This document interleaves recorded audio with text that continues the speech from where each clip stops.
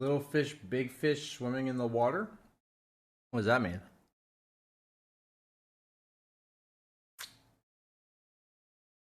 We just started?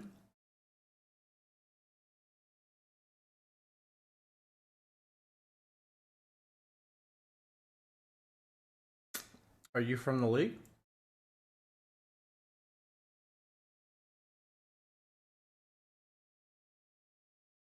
Where's your coaching channel? It's right here.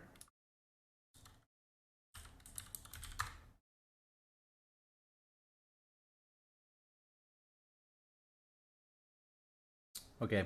I'll be on a bit of a delay because they said either cast it on a delay or watch it on a delay. So I'm going to be watching it on a delay.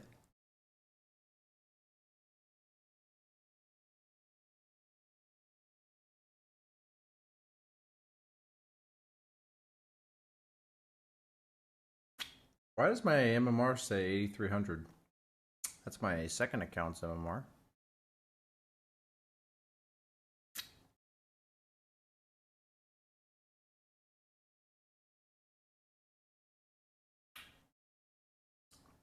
The VODs are usually up only for like a week or two because it's a new account. I haven't streamed on it in the last couple weeks. I will be back streaming on it this week.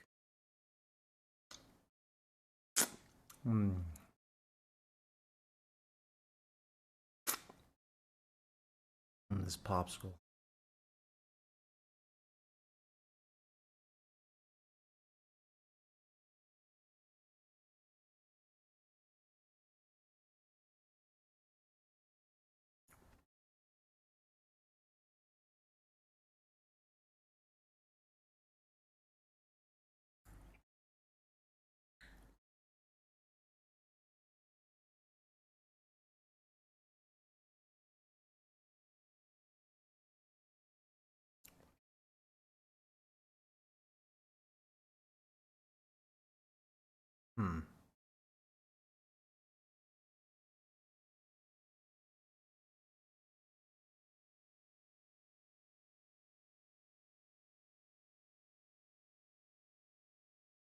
I don't know, did Jenny? I don't live there.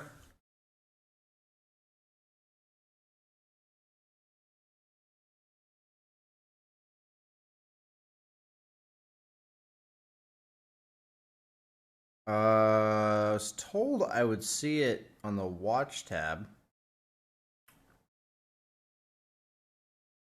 I don't see a game.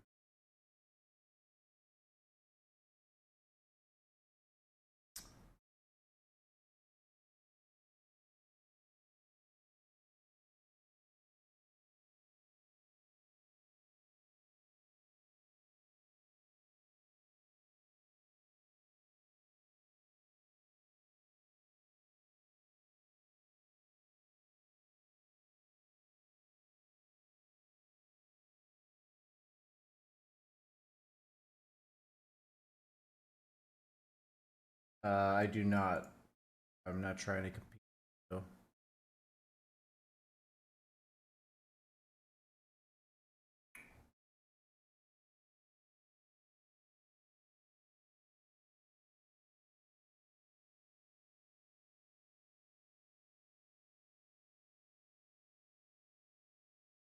You were complimenting Natty.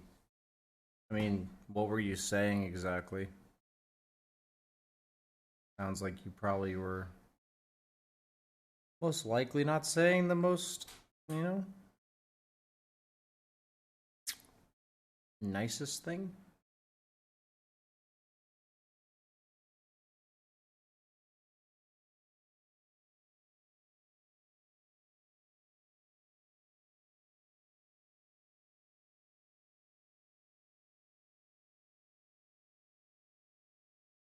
Nice rack. I can only imagine why they banned you. Only imagine. It's just so unreasonable of them for you. You should totally be allowed to say nice rack.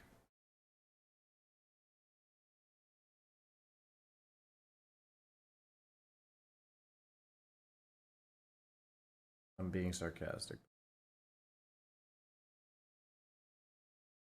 ESJ, your nipples are on point. Thank you. I do have a nice pair of nipples.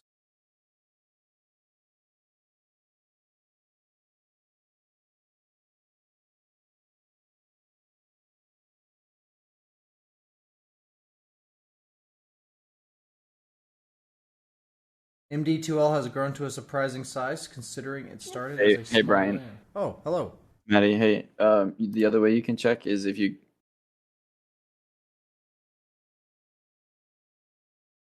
The suspense. check Is it? tournaments, then you should be able to find it that way. You go to tournaments and amateur. I was looking at this. I didn't see it here. I can. Okay, yeah, it'll go up there. Yep, Okay. and they're Yeah, I just checked it. loading into draft now. So, Sounds good. all right, cool, man. Thanks.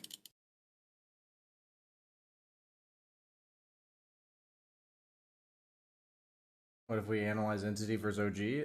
I tried to click the lobby. It wasn't available. So game's over.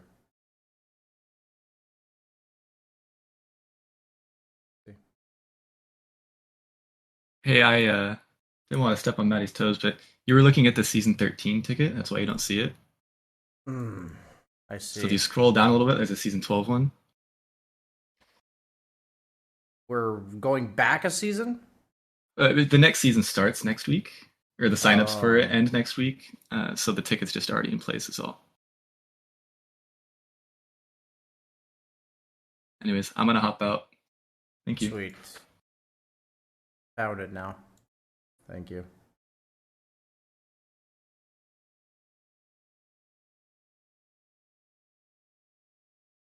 Watch.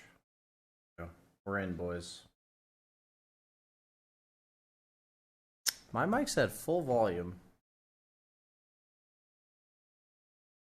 Should be pretty decent.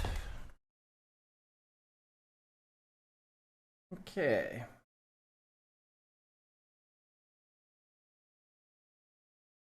So,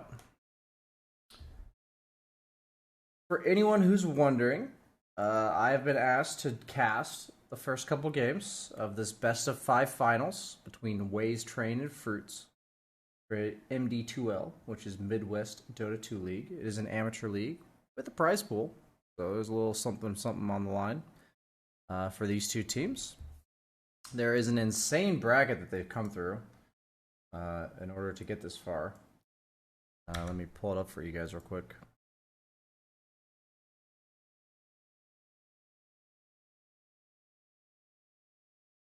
Very extensive double elimination bracket here. Wait, where's the bar that drags? There it is. You can see they go all the way over here in the losers bracket. These are the two teams. So Ways Train is coming from the upper bracket, while Fruits has gone all the way through the lower bracket. So we will be getting a bit more context from their community caster. They said he'll be showing up soon. He's just finishing up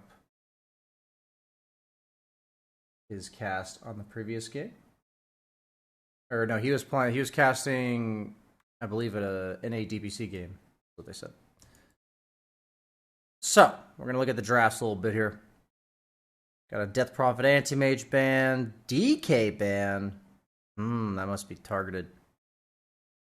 So they said the average is approximately 4K for these teams. So if they do have a really high MMR player, then what happens is they like treat them a little bit differently in order to balance it out. It's not like 1-to-1. It's not like if you have a 7K player, then you have two 2K players or something. It's a little bit different than that. That's some more context that we'll get. But it looks like their opening stage of the draft, I guess the Anti-Mage is to protect the Zeus. If they're going to open up with a Zeus, then they would ban the Anti-Mage. That makes a lot of sense. And then Waste Train has opened up with Spearbreaker Sand King. I imagine this is probably a Spearbreaker 5, unless they plan to have this be their offlane duo. I don't generally lean towards having double melee offlanes, but if this is their bread and butter, I'd much prefer them go with the comfort zone than with perfectly optimal strategy. Dire crew pick. Radiant. Sand King Mirana. Okay, so where does the Spearbreaker fit in exactly? Because you're either Sand King Mirana or you're Mirana Ursa.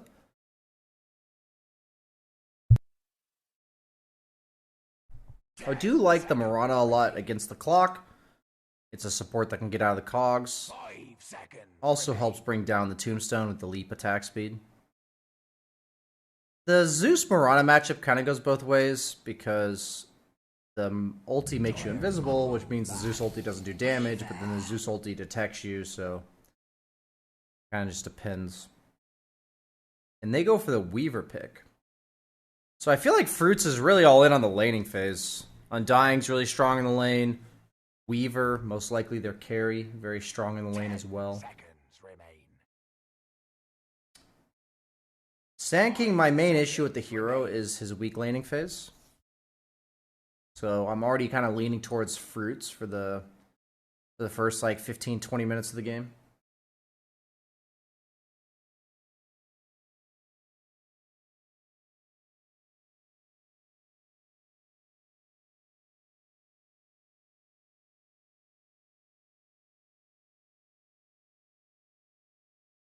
So the Fruits have a high MMR offlaner. Okay, so they're the I was gonna say, well, I knew one of the teams had a high MMR player on it. So he's like 7K. So their offlaner for Fruits, they're giving him 10th pick is what it looks like. Because he is their highest MMR player. Kind of interesting because he does see his lane that he's laning against already. He's against like Ursa Mirana or Ursa Spearbreaker. Unless this is like an offlane Undying or something. What are these bans? They banned Tiny Wyvern? I'm assuming there needs to be an offlaner in here. Like it's like mid Zeus, 4-position clock. Like if I was Fruits right now, you know, what would I pick for my high MMR offlaner? Probably something ranged. If he's like a summons player, you know, I'm looking at like Enigma or something. 10 seconds. Zeus is the offlane hero he plays. 5 seconds remain. I need my math co-caster in here so I know this stuff. I don't know that he plays Zeus. You're thinking too highly of these teams. Their drafts are crazy. I'm not thinking too highly of them. I'm just looking at the drafts.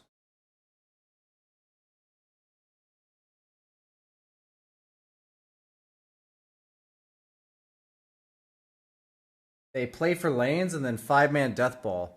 This does look like play for lanes 5-man death ball, so that does look pretty accurate to the strategy.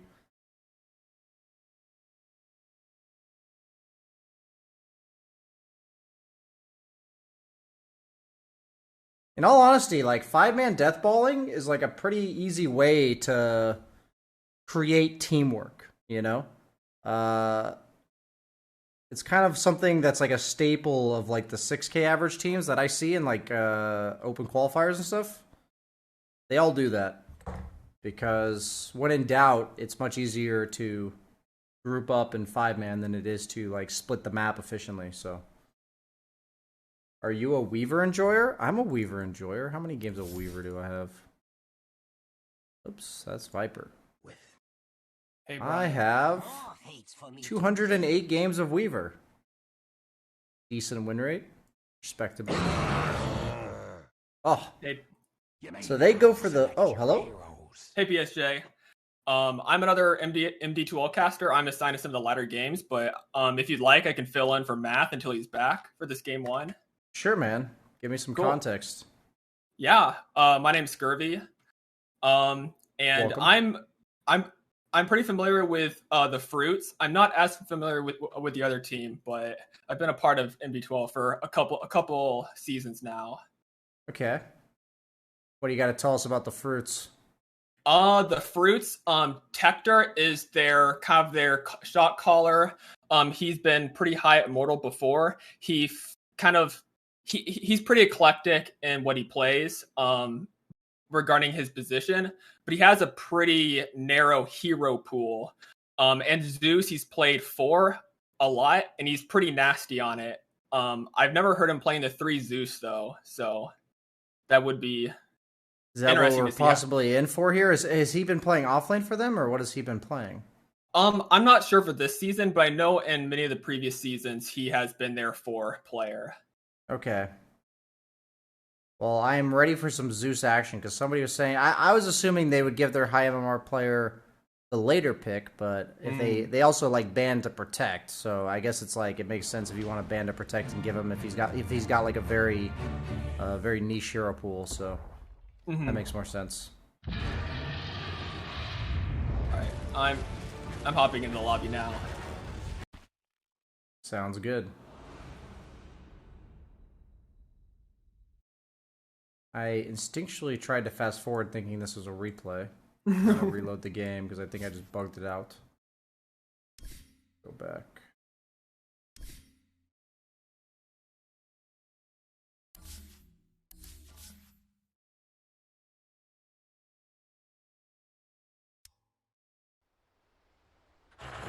Okay.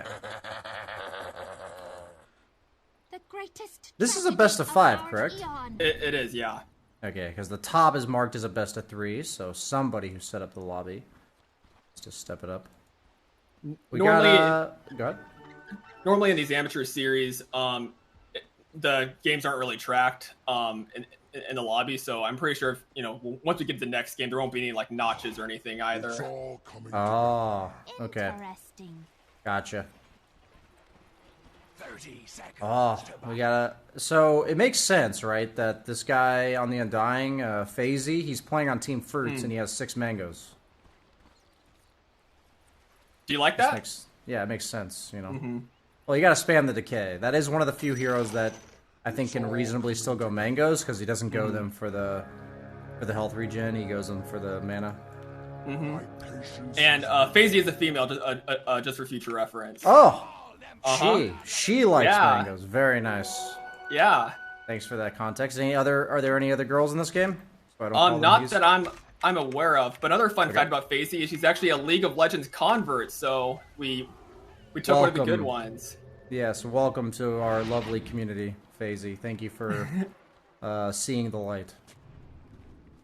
Now, off the bat, which one of these drafts are you kind of leaning towards?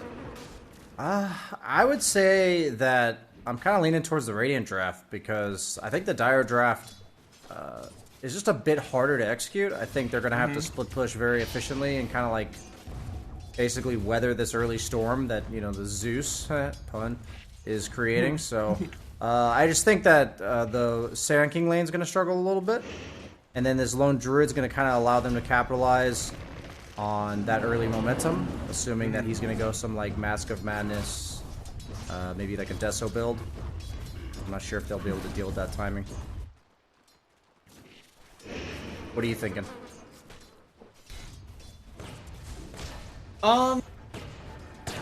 Spirit Breaker is playing the Pause 5. Man, interesting. I do agree with that, and I play a lot of Undying. I'm looking at this bottom lane. I'm thinking to myself, what's going to stop this Undying from completely ruining the Sand King's lane? And I don't think Mirana can really contest that.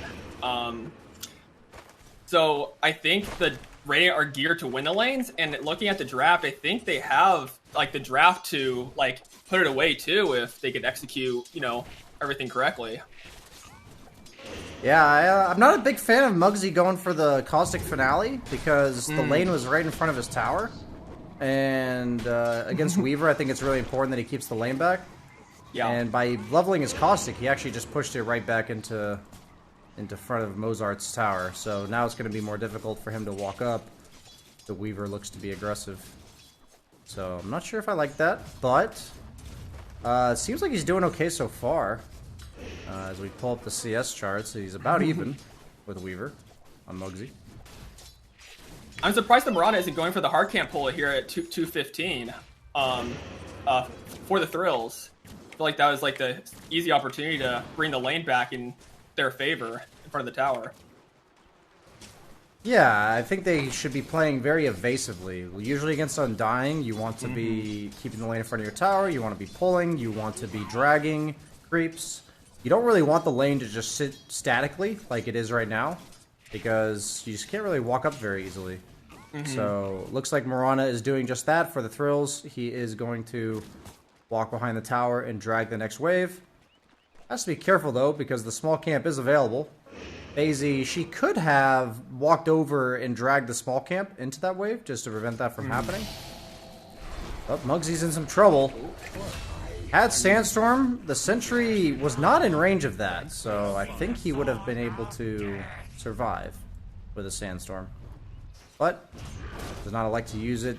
Undying did have another Sentry, so FaZe, she was prepared. Was not going to let that slide. I really like the laning of, oh no, the Tombstone's going to block this pull 100%. That sucks.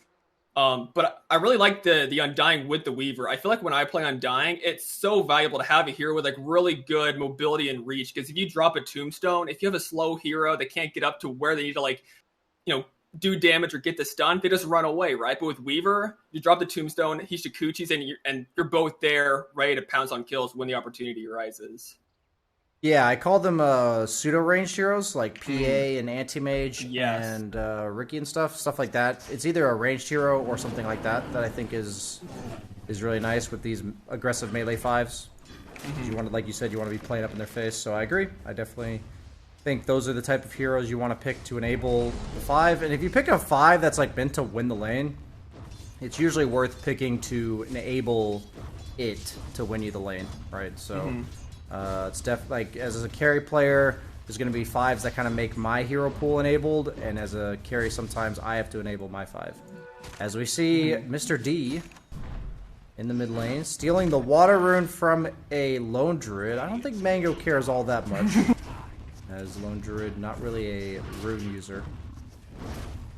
Mango is a big lone druid spammer, and he says that one of the easiest matchups for him mid is going against the puck. And I'm not a mid player myself. I'm a support guy. But let me ask you, what about lone druid makes laning into a puck as easy as he makes it sound? I actually know Team Liquid was picking lone druid to counter puck as well, so I think he's onto something. Puck does have very low armor. Even at level 5 has 2 armor. So Lone Druid being 100% physical definitely makes that aspect of it good. And then Puck also relies on poke, just like consistent harass in the lane. And Lone Druid's second spell, Spirit Link, prevents him from really getting harassed down. So you're strong at being aggressive against Puck, and Puck doesn't really do much to you. So it kind of should just be a free farm lane for the Lone Druid, which it is so far. It is 31-5, 21-2 in terms of CS. Man, and this Ursa is getting absolutely decimated top. Zeus was 30 last hit, Ursa was 12? That is the Spearbreaker 5 factor, I believe. Yeah. I think they did go a little bit too light on the lanes. So the issue I have with this Ursa pick is that when you see your 5, for instance, the Undying, you kind of know what to expect in the laning phase. And so if I have a Spear Breaker, I'm kind of expecting to lose the lane, to be honest. Like, even if that means like I'm going to recover, it's fine. Like, Spear Breaker is just a very greedy 5. Yeah. So the last thing I want to do is pick a hero that relies on winning its lane, generally speaking. And Ursa definitely wants that early laning start to go his way, compared to something that might retreat to the jungle, like a Luna or like a Wraith King, something like that, you know? That wouldn't really mind having a bit of a slow start. But Ursa, that's why it doesn't really have natural synergy with Spearbreaker. As Zom has TP top, Boil snapped immediately. I don't think they're going to have the damage, and they are not. Holy. As that's kind of the issue here, is that Ursa had to go for a Ring of Health to sustain the lane, so it doesn't even have boots yet. So didn't get any help on the puck gank. Generally, when you're trying to gank side lanes, you want them to be able to help you a bit. And now Lone Druid's pressuring mid tower, already dropping down to 2/3 HP. Sand King died again. Marana also died, actually. So lanes are not looking good for the Waze train.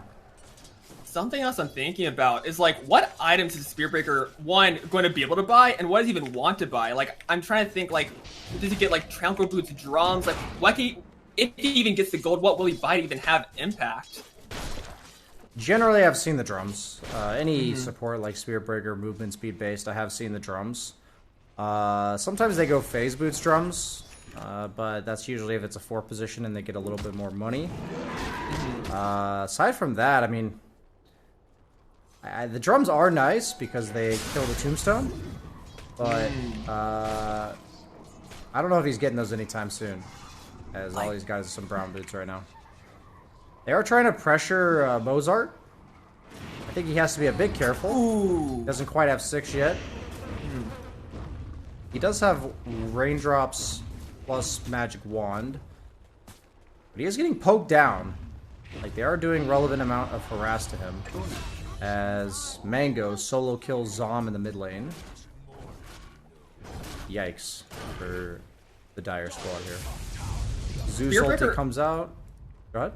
Spearbreaker 5 is one of these supports. I feel like you really need items to have impact. If you're not a part of kills, you know, either getting kills or a part of kills, you're not farming the map either. So I'm really struggling to see what they can do to kind of piece this game back together for themselves.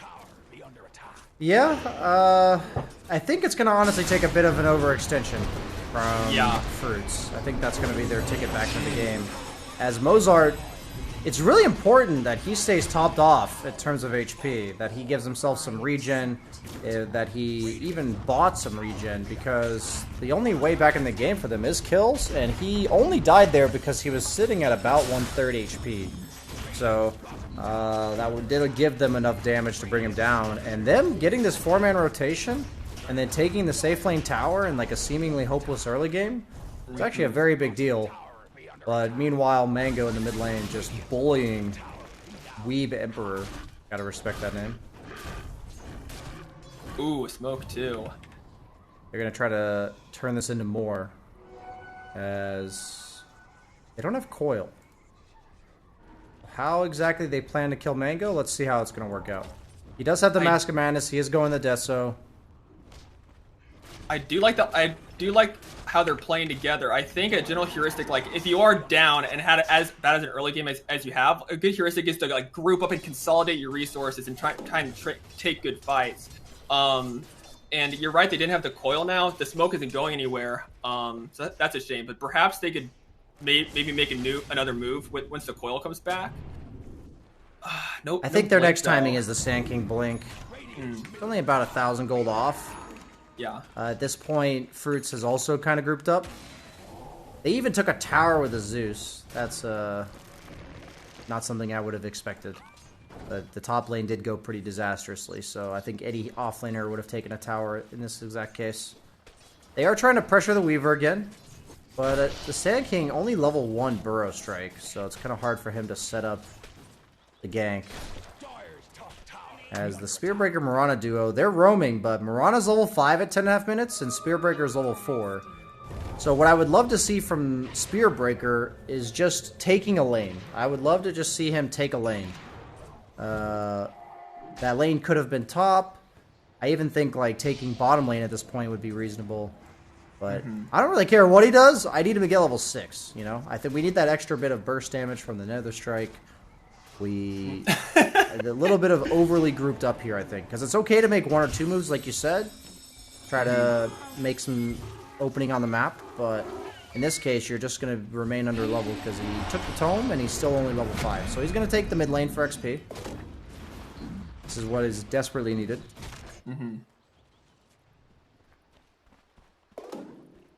Meanwhile, Ursa is going Brown Boots Battle Fury. A straight Battle Fury rush. I respect it. You had a rough lane, but I don't know if they're going to be able to deal with the pace of the game that's going to be set. As gets the cancel on the charge from Tector. And he's going to be going down. There is a little bit of a dichotomy between, like, you know, you had a rough lane, and a lot of times you have a rough lane, you're not really in a position just to flash farm, you know, the entire map, right? Because everything's kind of, you know, closing in on you. Do you like Ursa still going for the Battle Fury, or do you think he should be going for like Tread's defusal to like you know, help his team join in fights and kind of go the more aggressive route in this game?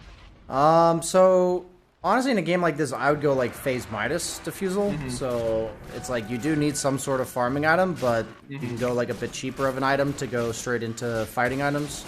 The Battle Fury, the issue is, it kind of just depends when the opponent wins their lanes, what they're going to do with that lead, like how fast of a pace they're going to represent. And Fruits has low Druid, so that pace is going to be very fast. So I would not have gone for the Brown Boots Battle Fury myself. But Tector, you were saying that's their high MMR player. Yes. Has gotten caught on Zeus twice now in the mid lane. So that's a lot of gold that he's feeding away. The previous kill was about 450. That one was 430. But this 4K lead, despite still being 4K, has leveled out. It was 4K like 3 or 4 minutes ago. You know, Oh no. The DD rune on the bear. Just got solo killed by a single root. Hookshot with the arrow. I do like that you mentioned something about the net worth, because they had the 4K net worth lead at like minute 6, minute 7, and it's still only a 4K net worth lead. In the hypothetical, if it stays at that, you know, longer into the game, the less that really means. So it does look like Dire are kind of finding their stride a little bit. Yeah, they are. Ursa's been chilling bottom with the Brown Boots Battle Fury build up. Like, he's not getting pressured anymore. Actually going to have a reasonably timed Battle Fury, despite the lane that ended up having to deal with. And he's catching up to the Zeus, his lane counterpart, who absolutely dominated because of those 2 deaths. The gap is closing. But in this Lone Druid Weaver, I'm expecting to see a pretty early Roche. They have the Undying, Tombstone, plus Flesh Golem to amp up the damage. I think the Roche is going to be coming out in due time here. They go on the Clockwork mid.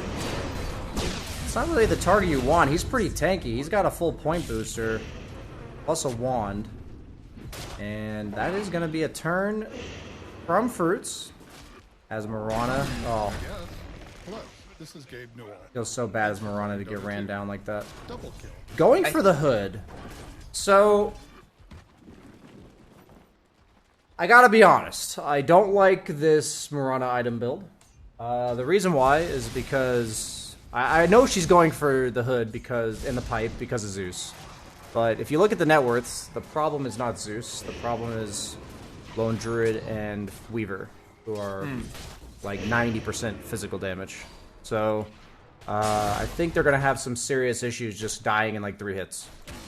Is my issue here. And as a support, you want to look to maybe, see here, the hood doesn't do anything against that. You want to itemize like medallions, drums, Yule Scepters, Force Staves, just stuff to get away from these right clickers. And already giving the Lone Druid his first 2 Deso damage. So it's like a lot of what Dota is understanding exactly what hero is a problem at what moment in the game. So I think if he had gone an early physical damage item, then Pipe, it would have been good. As we see, Tector getting gone on again. But this time around, he's got teammates to back him up. The Soul Rip from the Undying keeps him alive barely. And this is, we were talking about the net worth kind of stagnating at a 4K lead. Suddenly, it's been doubled. BSJ, can I ask you something? No. What's up? I'll ask you anyway. Are you a Clockwork enjoyer yourself? I'm a Clockwork fan. I haven't played him like too many times. Probably have like 30 or 40 games on him, but I do love the hero. He's a cool Yeah. hero. How do you feel about the Aghanim Scepter rush on the Clockwork? So I would say it's kind of Giga Chad. You know, you're kind of saying like I'm the core now. When I'm ahead like this, I mean, it's probably just going to sound like I'm repeating myself in regards to items, but I think if he just went like drums Vlad's for his 2 right clickers, it would be like insanely powerful here. Yeah. I think like the Ags is nice, but the Ags is more of like making his hero strong rather than making his team strong. So it just kind of boils down to like whatever his teammates need from him. And in this case, they're like so far ahead that I quite frankly don't think his items really matter that much. So maybe this is like a comfort zone thing. Maybe he really likes using that timing of the axe, because it is a very powerful axe, no doubt. The Clockwork axe, but mostly the fact that the flare is like you get like triple flare on a 2-second cooldown. It's a lot of damage, a lot of vision. Couple that with the Zeus. And then, like, the aggression of the Weaver, you're, like, hunting everybody. Nobody's going to be safe anywhere they go. I mean, I don't mind it. It wouldn't be what I build, though, is my super short answer. You mentioned the drums of endurance as well as the Vlad's, like, you know, pump up the damage of the cores on his team. What are your thoughts on kind of the dichotomy between, like, kind of building around your own kit and building to enable your teammates? Is it based on like the draft game by game, or are there more specific heroes that you tend to lean one way or the other? A lot of it has to do with like how well my cores are doing. So in this case, my cores are just ultra strong, so I want to make them even stronger because like my cheap items are giving them like attack speed, movement speed, lifesteal on heroes that already have so much else going for them. So if I feel like my cores are having a bit of a rough one, I don't like enabling them unless it's to like keep them alive with like 4 stabs and stuff. And in that case, it's usually an item that helps keep me alive too. A lot of it just has to do with like generally having a sense of this net worth. Like I just look at, you know, as a spectator, we're able to see, you know, Lone Druid Weaver straight at the top. But in this game, like I would feel like my cores are strong, so I would want to enable them with my items. But as support, if my cores are a bit weaker, then I'd be like, okay, I'll take over for the next like 10 minutes, kind of thing. As Mr. D gets canceled, that was a really nice charge cancel by Mango with the Savage Roar. Mango's kind of popping off right now. Yeah, this was my concern, that they could just walk around the map like this. I would actually love to see Mozart playing a bit more by himself. He's super survivable as long as he's not like getting 4 or 5 man ganked. So my only issue is that they're not really farming. They're just kind of walking around taking towers. And you can see that the net worth lead hasn't really extended since they've been doing that, as Mugsy's farming top, Weebimber was farming mid. So if they go high ground with this, then it might be worth it. Like if they're just looking to force the issue, which is very possible with Lone Druid. They've got 2 minutes on the Aegis. They're all here. They've got the mech on the Undying. Okay, so yeah, they're just going to look to barrel it down, which I'm okay with this. Yeah, I like this. I look at the Dire draft. I think they have the tools to take down a Lone Druid like in a vacuum, but they have a Clockwork to disrupt the fight. They have the Undying with the heals. I don't know if they can stop this at all. Nah, this is Lone Druid Dota for sure. Absolutely no way they're chunking through 2,500 HP twice. As he does have a second bear as well. Buyback from the Mirana. Epicenter to take down the bear, but he's got another one of those. Clockwork canceling out Mr. D's spell usage continuously. And And that's just a lot of stuff on the ground. Tombstone, the Nimbus, and the Rax is already gone 20 minutes in. Down by 12k. Weaver gets charged. Oh, Weaver kind of doing a little throw there. Okay, a little spiciness here. As Weeb Emperor looking to focus down the bear. That's the second one, so if they manage to bring it down, they do not so far. As Mango's going to be forced to retreat. Savage Roar is on cooldown. Aegis gets taken out. The bear has 5 Fury Swipes on it. I don't think the bear can help him. Okay. Wow. You had one job, Weaver. That was to not die, my friend. One job. You gotta be really careful if you're a carry player and you guys are going high ground and you don't have Aegis on the carry. You gotta be real careful. They lost the Rax, but in many ways, it's still almost the worst case scenario, having to kind of back off due to like a genuinely lost fight. No, this is definitely really good for Dire. Like, I'd be very happy if I was Dire in this case. As Weaver gets gone on again, but Muggsy, I don't know about that, buddy. You were at like half HP when they went on him. So the issue here is that they won the fight on Dire, but they have to be really careful of thinking they're strong, because you won the fight, but you're not strong. There's a big difference between like, oh, we're in total control of this game now, or we just want to fight to like stall out the game, which is what happened. Is they won the fight, gave themselves a bit of extra time to get items. I mean, Ursa's almost got a full blink. This is a fresh BKB. 9 seconds. He just got it after that fight, and he's already got another 2,100 gold. So by no means are they weak, but going for extra plays on top of it is definitely a bit ambitious. What do you think about the Kaya and Sanji pickup on the puck? Is there another item that you would prefer to see over that? I think the Kaya Sanj is fine. I'm more interested in this casual Voidstone. Is that maybe going towards a Yules? Well, the Kaya is amplifying the regeneration. True, by 50%, so that Voidstone is worth 3.375. Ooh, a smoke. If they could find Mango caught out here, it could be big. Ooh. Okay, the Nimbus cancels the blink of Sand King, so Muggsy full channels the epicenter, but barely hits anybody. As the Ursa's BKB'd up, the momentum of the fight is going towards Fruits, though, and he has to retreat. Has Blink Dagger available. Oh. Got it off, okay. But the Clockwork Flares, that's the Acceptor you're seeing right there. Stuns himself, but protects himself with the Cogs. Smart. I like the smoke. I like that they're trying to, make a play with perhaps, with like blink daggers and their axe or their ultimates coming off cooldown. I think it was a little unlucky that the Fruits were literally right there. They walked up the one staircase, with the smoke that they were at, and that kind of threw the fight for them. I don't really know where else he would have gone because they didn't have vision up there, unfortunately. It's just a shame. Yeah, fighting into a choke point against heroes like Undying and Clock, who are going to just drop their stuff on the ground, is definitely going to be highly punishing, and especially when you're down by this much already. It would be a tough fight to take on even footing in terms of net worth. As Mozart, he's getting charged up, they're looking. He's a slippery bug, though. As Puck has the blink, has the vision because of the charge, gets the coil, snaps it immediately, arrow. Oh, gets the BKB off, not quite.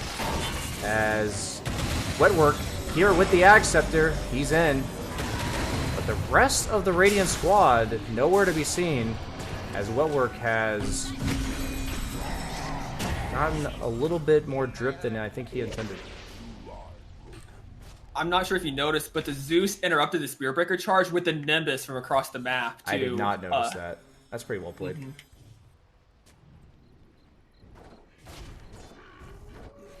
They do get Agent Weaver out, though, so Mr. President has been saved. The carry player, I respect that. Roche is up. That is going to be the heavy point of contention here, as another DD rune for Mango. And that was a Spearbreaker, I believe, but it is no longer.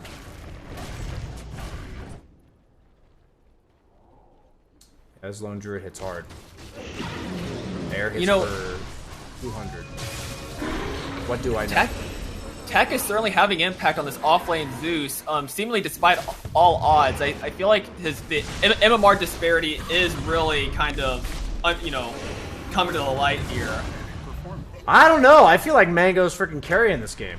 This is like the Mango show. Yeah. I mean, I would expect the high MMR guy to eventually get his items, which he has. He's played just fine. But this is the Mango show, man. This guy's taking over the game. Mango is well known for having a pretty niche pool of mid heroes. He plays like maybe 4 to 5 non-traditional ones that he plays really well. Then how do you get a 10th pick Lone Druid in a perfect Lone Druid game? I'm going to say that most teams first phase ban the Lone Druid against Fruits because this is his favorite hero, so... Yeah, I don't think we're going to be seeing it again this series. Yeah. That's an oversight and a half.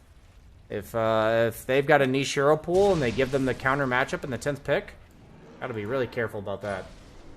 They banned Wyvern Tiny in the last 2 picks? Is he like a Wyvern player too? Actually, though, he does play the Midwinter Wyvern. That is something he plays, Okay. and Tector plays a good Tiny as well. Okay, so because you just have to remember what they banned instead of the Lone Druid. Yeah. So that's what they chose this time around. Might see something different next time. What kind of support besides the Spearbreaker would you have liked to see the Dire pick as their 5? Because I feel like that pick did really hold them back early on. It gave Ursa a bad lane. I haven't seen a whole lot of impact from the Spearbreaker. Is there something better that they could have picked? Honestly, anything that's a strong laner. If you're gonna go into the drafts, I want you to think of like the momentum of the early game as something that usually teams aim for. And so, if one guy first rounds Spearbreaker 5 and the other one first rounds Undying 5, it's like you're already at a significant disadvantage in like the first 10 minutes of the game. Because one safe lane is significantly secured, and the other one is almost guaranteed to lose. So suddenly you're looking at 2 side lanes in the first 2 picks for each team, going the way of one team, which is not good. So you gotta be careful of drafting those weak laners in the early stages. So really anything that's more of a laning-centric hero, if you're gonna first round it as a 5. 'Cause that's kind of the 5's job, right? As Mango just hits the tower down with the bear, not giving any Fs. I wonder if they picked it as a core and they just kind of dumped it into the 5 role because they had a different idea or they realized it would have been worse as a core and they're just kind of stuck with a pick they didn't really want. That does happen sometimes, but if you are going to have flex picks, you should definitely be willing to have them at any of the roles. Like, you should be happy to do that. So if they found themselves feeling that way, then I think the lesson you really learn is to not do that again. That's really the lesson you learn. I've learned that lesson way too many times. The good old, let's not do that one again. As they smoked up on the Dire squad here. I want to say their name, but they all have different team names. As they actually catch the Weaver. He has Aegis this time, though. Do they have enough to follow up to get the Weaver kill? Nobody on Radiant is here. He still has ultimate. Time lapse. Will use it probably now. Doesn't get it off. Okay. If the Dire can get out unscathed from here, it's going to be fantastic. They get the Zeus too! Okay. But the real carry, Mango, he's in. Oh, and the Ags Clockwork. This is what we talked about. This is why he bought Ags instead of Drum, Solar, and Vlad's. He's been playing with Mozart for the entire season, and he's seen this routine too many times, apparently. As if you have your cores in the mid to late game, having these little extra feeds where they get caught out of position, you know, got to take the game into your own hands. And Wetwork knows what's up. And Based recognizes Based. Mango tips the Clockwork. So I feel like Clockwork catching the Ursa there gave Mango the fight there. Because I think those 2 Dire heroes were getting out. Yeah, they were. As no Lone Druid. Oh, he does have Lone Druid ulti again, but he's silenced. And he's going to go down. Okay. Meanwhile, Wetwork. I understand the Ag Scepter now. I understand. I understand, my friend. Weaver has time-lapse back in, so he does not have ultimate, but he is in the fight immediately. For the thrills, that pipe ain't helping that much against the Weaver. Sorry, had to rub it in. As Wetwork, who's stuck in here with who, takes him down. Muggsy thinks he's the core, but little does he know it's Clockwork. Wetwork, I think he's got a policy that he doesn't buy items that cost less than 4,000.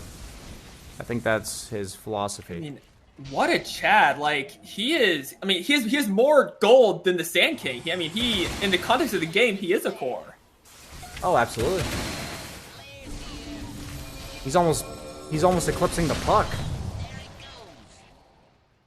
We did go for the Yule, so that was not a casual Void Stone for the mana regen.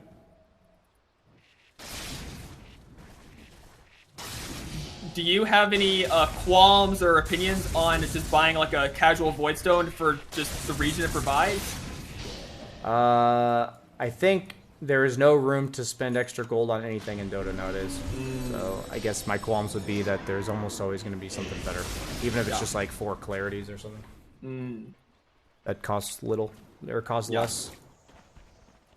Okay, so they do have plenty of damage on the Dire squad. We saw them able to take down the Weaver, despite Aegis and BKB. So, gotta be a bit careful on Mozart here. I would have been really happy instead of Scotty if he went for the Lincolns against Sand King, Burrow, and Spearbreaker Charge. A lot of single target lockdown coming down from the Dire. But instead he's elected to go Satanic as well. So, super survivable. But I think if he gets hit 20 times by Ursa, he will die anyway, so... the thing about time-lapse is it's really nice for, you know, removing the initial set of damage, but the Fury swipes, they don't get removed. So, he gets hit a bunch and then hit again. Muggsy! Oh, no. Oh, that's the Axe Scepter double hook shot! Sag. I was just about to say, like, you know, the Dire's just breathing life into this game that I wasn't expecting them to. But now it's looking rather grim once again. Yeah, Lone Druid will be killing your base here. I feel like I might need to take a hit of my copium canister here because I can't see any. I'm losing hope at this point. Megas are out, and make sure that whiff is nice and deep, because the Megas are out. 33 minutes in, down by 21k, and 21 kills. That 21k means 21 kills. That's actually what it represents. Another bet. I don't see the way back in. Let's see what Dota Plus or Dota Gaben has to tell us. 99% the way of fruits. They do see a way, not ways, but a way for 1%. Another poor or bad thing for the Dire is, like, they don't really have a hero that's good at defending Megas beyond the Ursa with the battlefield. Like, none of these other heroes can just keep creeps off the Ancient very well. Yeah. It's also like they kind of need the informational advantage to get the jump on people, but if they're the ones constantly being shown on creep waves to defend, you're gonna kind of see them get picked off one by one here.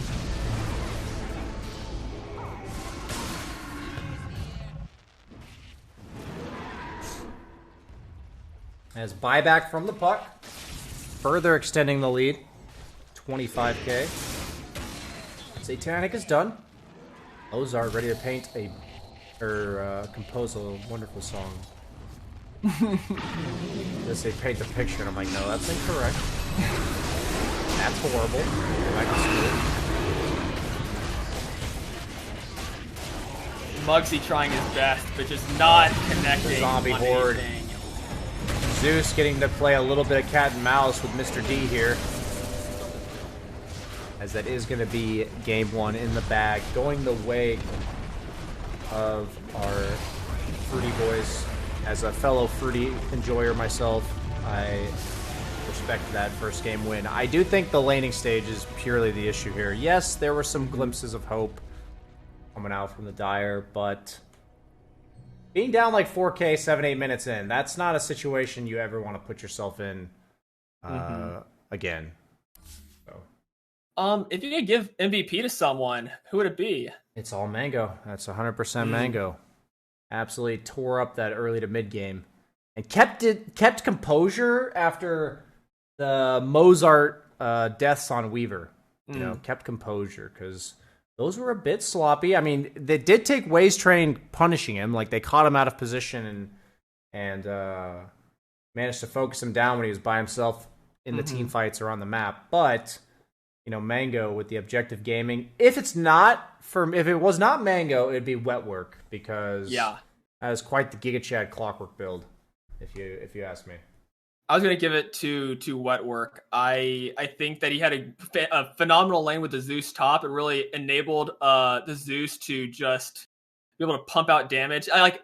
Mango played great. From what I know about the matchup, it is a lane he should have won. He should have had impact, and he should have kind of, got the train rolling. I feel like Wetwork, he took fights that could have potentially been in favor of the Dire, and he dropped the hammer and sealed the deal for the Fruits. For the Fruits. Something about that sounds really funny. Are you going to be coming on for game 2, or is it going to be someone different for that? I believe it's going to be someone different. Okay. So, it was a pleasure then, because I wasn't sure if it was going to be both of us again. Okay. I appreciate giving me a little bit of context on both the teams. You want to let people know a little bit about yourself? Yeah, my name's Scurvy Dog. I play in most of these leagues. I'm also a caster for all the various amateur leagues, 82L, MD2L, Rain League. I stream on Scurvy Dog 3535 on Twitch. And I love Dota, and I've been ranking up a lot too. So, what's the rank sitting at nowadays? I just crested over 6,500 now, so I'm Immortal 1240. Yeah. Very nice. Yeah, thanks.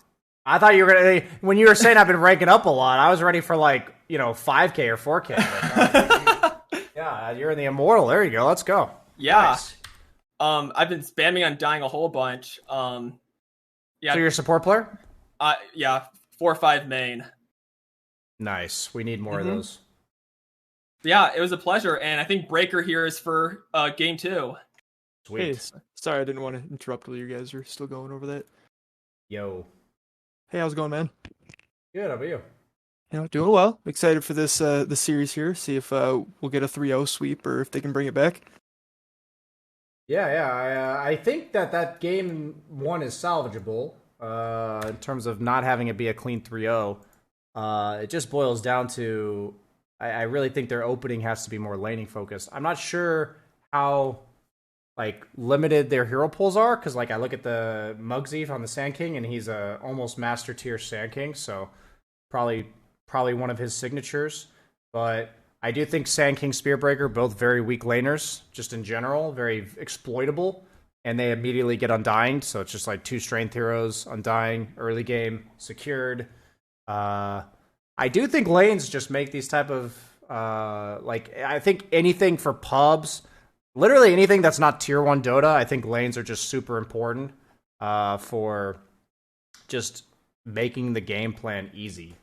And that's definitely what I liked about Fruit's draft this game. So I'd like to see Waze do a little bit of an adjustment game 2. What'd you think? Oh, definitely 100% on that. I got to cast the Fruit series yesterday, late afternoon, the lower bracket semifinals, and it was a clean 2-0, very similar story of they just crushed the lanes and steamrolled it from there. So this game that we just watched was actually way closer than both games that I saw yesterday were. So there's hope for Waze to turn this around here. Well, so Waze came from the upper bracket, right? Yes. Okay, so they're supposed to theoretically be favored. Theoretically, yes. I honestly don't know why Fruits was in the lower bracket. From the beginning of the season, they were my pick to win this whole thing. Tech Terror, as he's usually known as, he has a tendency to just absolutely dumpster teams in this league. I don't know if they've won before, but any team he's on is usually in the top 4, if not top 8, or somewhere around there. So when is he eventually going to get like, the honorary admin of the league, but then he's not allowed to play, At this point, who knows? Okay. Yeah, yeah. So Sorry, go ahead. the average of the teams is what, 4K? Approximately, yes. The overall rank cap for all 5 players is 22,000, and that is a hard Okay. cap, so they have to be under 22,000 overall. In general, most teams that we've seen have like 1 or 2 really high cores. I mean, Tech Terror is just over 6K here, and then they'll have like a couple of people around 4K, and then 1 or 2 people that are like 2K, 1.5K, somewhere around there. Usually the supports. Okay. So, yeah, it's usually a pretty core-heavy dominated lineups. We do see some people that try to have overall 5 players around that 4,500 MMR mark, but they usually just end up losing to the teams that have a 6K mid or a 6K carry or something like that. Gotta respect it. Yeah, I mean, they're effectively smurfing at that stage, right? Because if you're 6K playing in like an average of 4K, that's like a pretty significant difference in terms of just like laning prowess and overall game knowledge. So Yeah, I could see how that would happen. it does add some cool dynamics as when you're assembling a team and trying to figure out which MMR, or, which positions you want to put more MMR on. Like, if you want to throw a bunch of MMR on the off lane, like they do with Tech Dare here, and try to stop the carry, or if you just give it all to your mid or your carry or something along those lines. Yeah, I think that's also like patch specific sometimes. I think like this patch is actually really heavily favored for offlaners. Like I think offlaners will generally have a good lane on average compared to carries. So putting your high MMR player in the offlane makes a lot of sense right now. But that could be different, coming in like the next month. So the next game is up, by the way, game 2. Yes, yeah, I'm in the draft here. Not sure if you are yet. Yeah, I'm in the draft. All right, cool. Are you watching in client or are you watching in the lobby? I'm watching in client. What I see Spirit Breaker, Rubik, and then Undying and Jakiro just got picked. Nice. Okay. Yeah, I just saw the Jakiro pick. Okay. Okay, cool. Yeah, I'm watching in client as well. So, should I just call you Breaker as the as the co-caster? That'll work. People are calling me a noob streamer for not having my co-caster in the title. Sorry, guys. No, that's all good. I was replying to people's messages in the Twitch chat, letting them know it was Scurvy Dog last game, but Nice. yeah. Okay, so looks like they went again with the Spearbreaker, but rather than going the Sand King. Oh, it's the other team. Fruits took Sand. Okay, Fruits did I pick Spearbreaker? I guess. I guess there's a little bit of a Spearbreaker meta going here. The 4-player wet work for Fruits does play a lot of Spirit Breaker. He's played it. Very clockwork-esque hero, so that makes sense. Yeah, he's played it a ton, and yesterday he absolutely popped off with it when he played it at Game 1 of the lower bracket semifinals. So I'm expecting great things here from him. Right on. I'm going to go refill my water real quick, and I don't cough all over the place.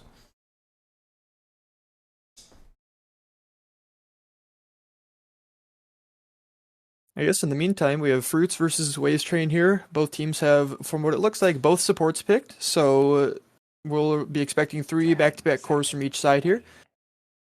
I am expecting to see big things from this Fruits Spear Breaker. It did really, really well yesterday in the game that they picked it, so should have a high impact. What'd I miss? Oh, nothing. I was just talking about the Spear Breaker more. Ah.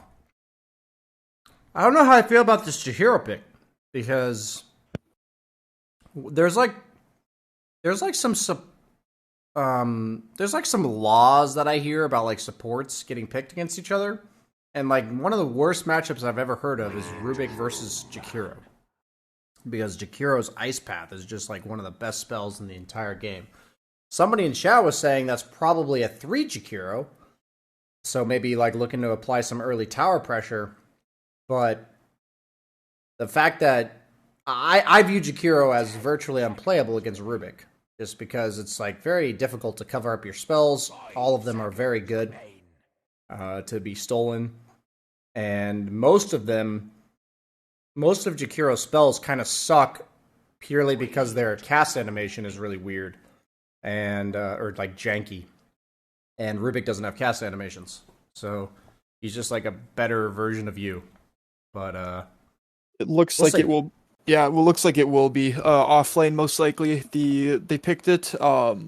Looks like 22 hours ago, and then their last series a couple weeks ago, and they played it offlane both times. 5 seconds Okay. remain. I'm ready to see the like Witchblade Ags Jakiro, or maybe it'll be like a Guardian Greaves Jakiro.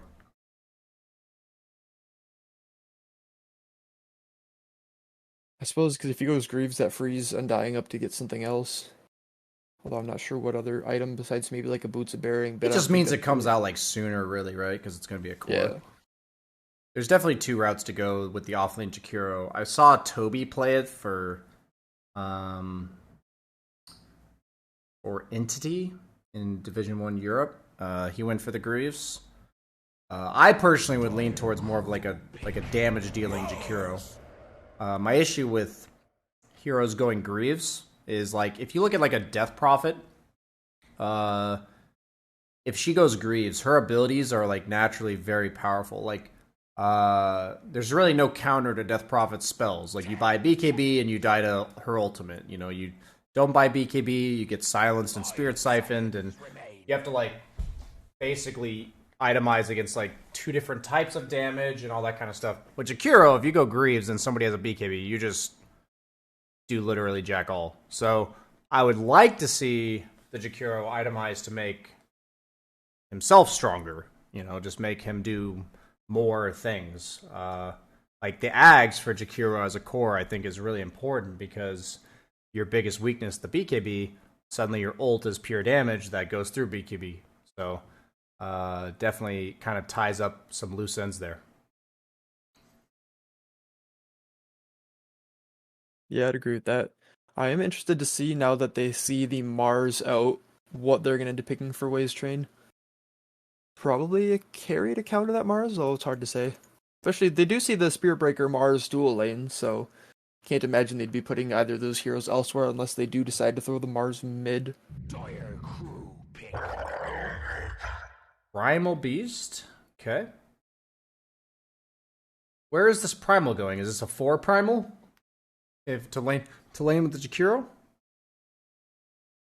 Possibly. They could just be throwing it mid. Looking back at Waze Train's previous games to see if they have a history of picking Primal. Not seeing any games here. So either a new pick or it's banned all the time. They picked it a couple months ago. I'm going to see who played it here.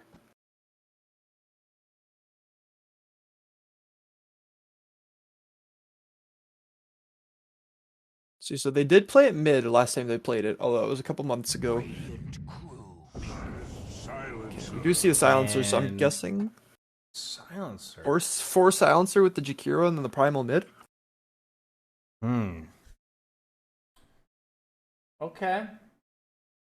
Dire crew. I mean, I guess they could throw the Undying 4 and the silencer 5. Oh, this is a nice Jug pick. I think Jug or Lifestealer were both good here. They just have like absolutely no way to deal with BKBs right now. So my issue with these second round picks from Waves Train is that I was talking about how bad Jakiro is against BKB on average. And so generally the most important thing to do in drafting is to make sure your second round is not countered by the same thing as your first round. So it can be an item, it can be a particular type of hero, anything like that. And in this case, the item is BKB. Like, they just do absolutely nothing to BKB so far with their first 4 heroes on Waze Train. And Juggernaut, he's got one of those for free. So, bit concerning again, I think, in the drafting so far for Waze Train. I think Fruits is much more well-rounded with their draft so far. They ban out some pretty heavy physical single target heroes that could perhaps bring down the Jug. Ursa's already banned from the previous round. So I really need to see a hero from Waze Train in this last pick that screams to me it plans to kill the Jug. Something like Troll, something like Phantom Assassin maybe. Just, this hero has to kill Jug. Otherwise it's going to be rough. So we won't have to wait long there. They used all their reserve time prior to now, so who knows what they're going to bring out. Okay. That doesn't particularly solve that problem. Wraith King is physical damage, but it's like on a cooldown, right? It's like a crit on a cooldown, so it's not like a ton of burst. 10 seconds remain. I wonder if he'll go for the Radiance build. If he goes for the Radiance build, I'm not a huge fan because of the fact that it's also countered by BKB. But if he doesn't go for the Radiance build, I personally don't think that build's good right now, so I'm skeptical. Yeah, What do you think about this Wraith King pick? They kind of back themselves into a corner here. They need physical damage to kill that Juggernaut, and they pick a hero that's got a stun that Juggernaut can dodge pretty much every time with the spin. And even if he does get in range to hit the Juggernaut a couple times, I don't see him going down. Like, if you can get an Omni Slash off in one of these fights, I don't see how they're going to kill him. Especially, like, if this game goes maybe, 20, 25, 30 minutes of the game, Juggernaut's got a few items, and he's not burstable. Yeah, they also, like you mentioned, they don't really have any instant stuns. Like, Primal Beast has to charge in, Wraith King has a projectile, Jakiro is like a follow-up stun. So we talked about the Wyvern last game. Somebody in chat, I don't remember who it was, but somebody was saying, let's see that mid-Wyvern. And so here it is, the mid-Wyvern. I wanted to see a hero that kind of punishes the fact that they have no instant disables on the side of Waste Train, and Wyvern does just that for sure, as Wyvern becomes this like insanely long-ranged spellcaster right-clicker, so similar to a Zeus, but with a ton of teamfight counter-initiation potential. And if you don't stun and burst the Wyvern, then Wyvern will just end you, so heavily leaning towards fruits. Again in the draft. I think the one difference here, though, is that Waste Train has much stronger lanes than they did in the previous game. So they might be able to turn an early lead into some momentum to shut down the like theoretical counter picks that Fruits has going. That's a fair point, especially if we do see something like the Greaves or just early sustain like that on the Jakiro. If they have some decent lanes, 8, 10, 12 minutes in the game, I could see the Jakiro just start running down lanes with the Undying and Fruits not really having the greatest D-push for it. Mm-hmm. I agree. I think if this game turns into 5v5 fights at some point, both teams do have tools, but my issue is how the team fights start for Waze. Like, I think it has to be like Wraith King buying a blink, maybe Primal buying a blink, but it's like pretty scary for Primal to blink into these heroes. Because even like during BKB, he could just get Omni Slash. So, yeah, I feel like the fight start for the Radiant is much more straightforward. You just have Mars blink Arena, and most of these dire heroes don't want to buy BKB, so it should just like be a pretty reliable 1 or 2 kills to start the fight. Definitely, and as it hits to that mid game, I wonder how the Dire is going to want to initiate fights, because they don't really have, besides the Wraith King who might go Blink, but if he goes Radiance, that Blink's going to be really delayed.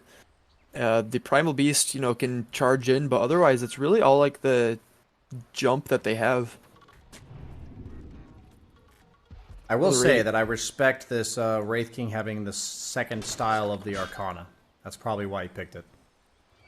That's true. Wraith King grinder here. I've almost got it myself.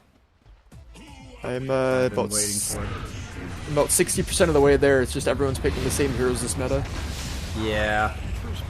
4-man curse to lead off, so that was one of those moments where the Radiant's like, let's get him, and then there's a 4-man curse, and they're like, let's get out of here, and then every man for himself, and Spear Breaker doing a little bit of scouting work there. Fortunately, Silencer did not take the glaive, so no -2.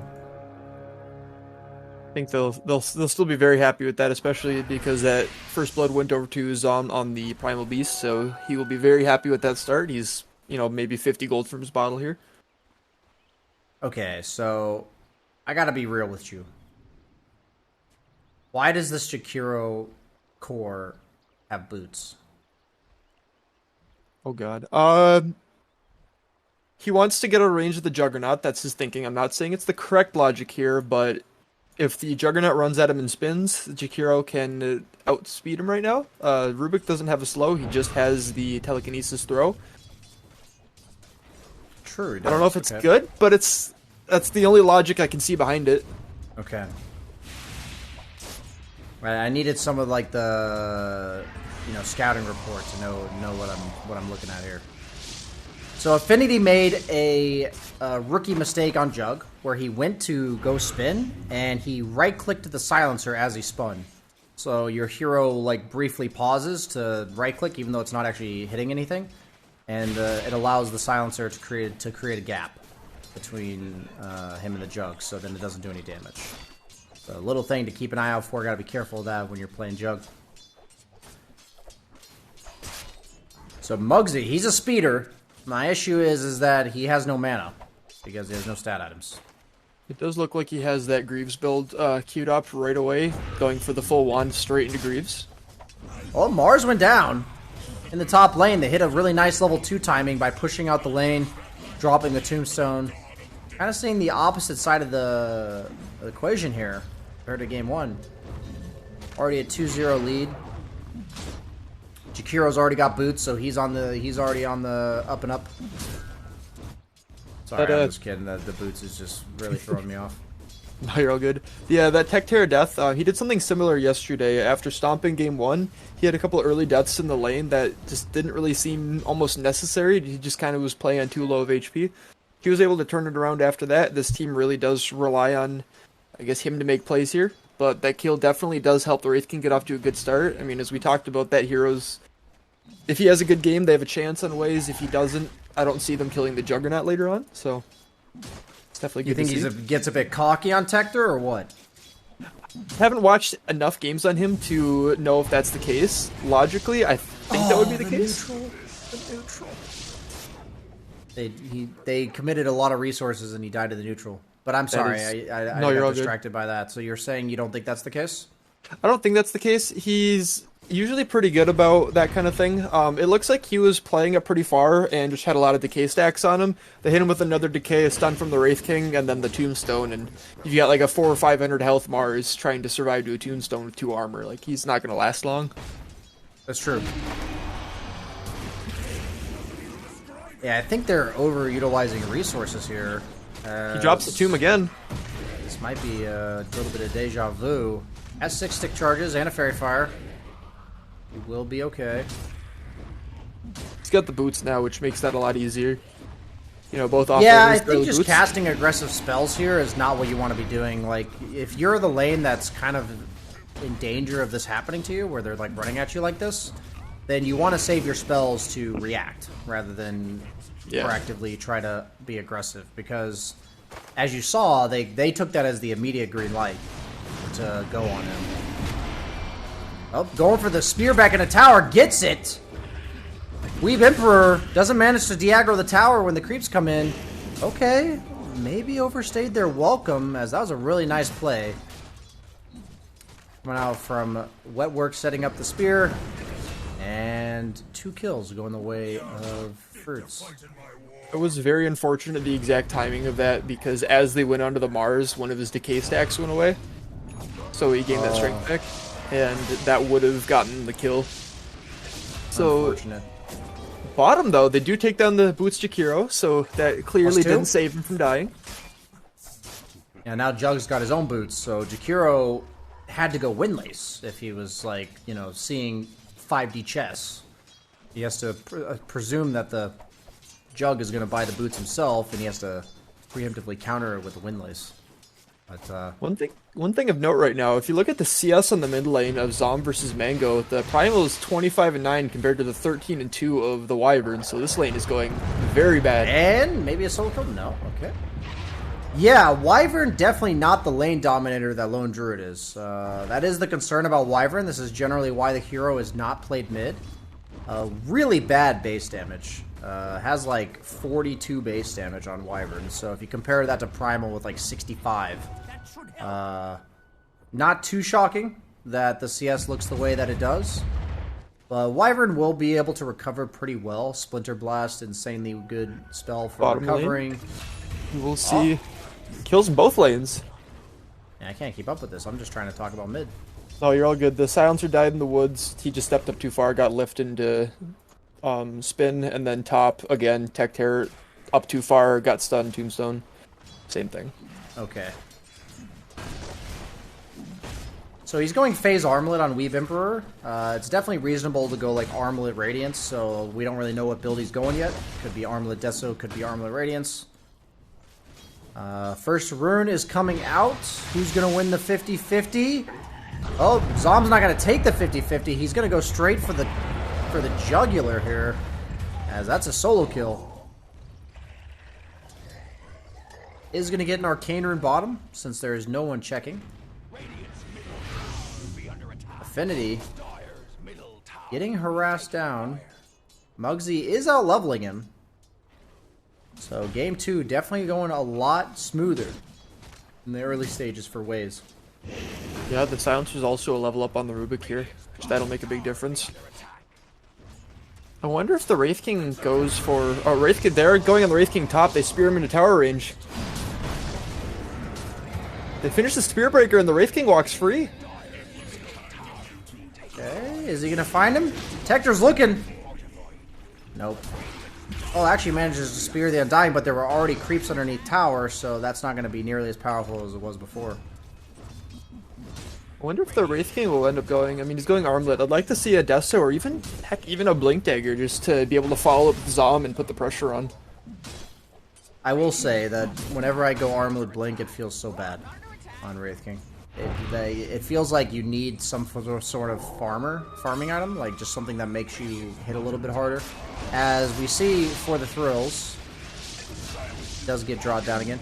It feels good in fights, like you'll get like 1 or 2 kills with it, but then like when you're farming afterwards, it feels really bad. It was very bad. Is how I feel about it. So I think it's great as a third item. Like you get like either the Radiance or the Deso and then the Blink. Oh, the charge, Weave Emperor, he's pretty low this time, as they're going to try to focus down the Tombstone afterwards. Looks like they're going to be able to do just that. Undying has no more mana, so we can't hit up a Decay here. Wow, I feel like top lane went way better for Radiant than it should have. I guess that's just the high MMR player factor. That'll make a big Zom, difference. he's looking. Giving him the reach around. He does see Tech Terror in your tower there. He's dead. Primal Beast there. Oh! Vector? God Gamer? Wow. Had to go for the immediate ult on Zom, but Rubik TP's in and gets ulted. FaZe, she has decided she's like, this Primal, he deserves something. Jug's TPing up here. Okay, this is getting wild. This is snowballing out of control. As bottom tower's already dead.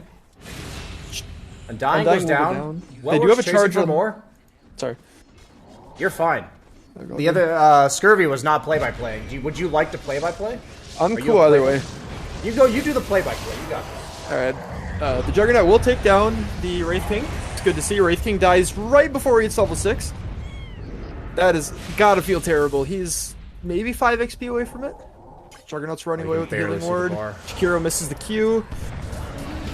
Mars Arena. Looks like Zom will probably go down here. Ult doesn't do anything. Muggsy as well. Getting low. Spin onto Muggsy from the Juggernaut. Yeah, he's going down as well. Tomb down from Undying though. Oh no. All falling apart. Double kill. They drop the Tomb. Mars at 40 health, but Undying's alone here is 3v1. Have to be 4v1. Spirit Breaker charging.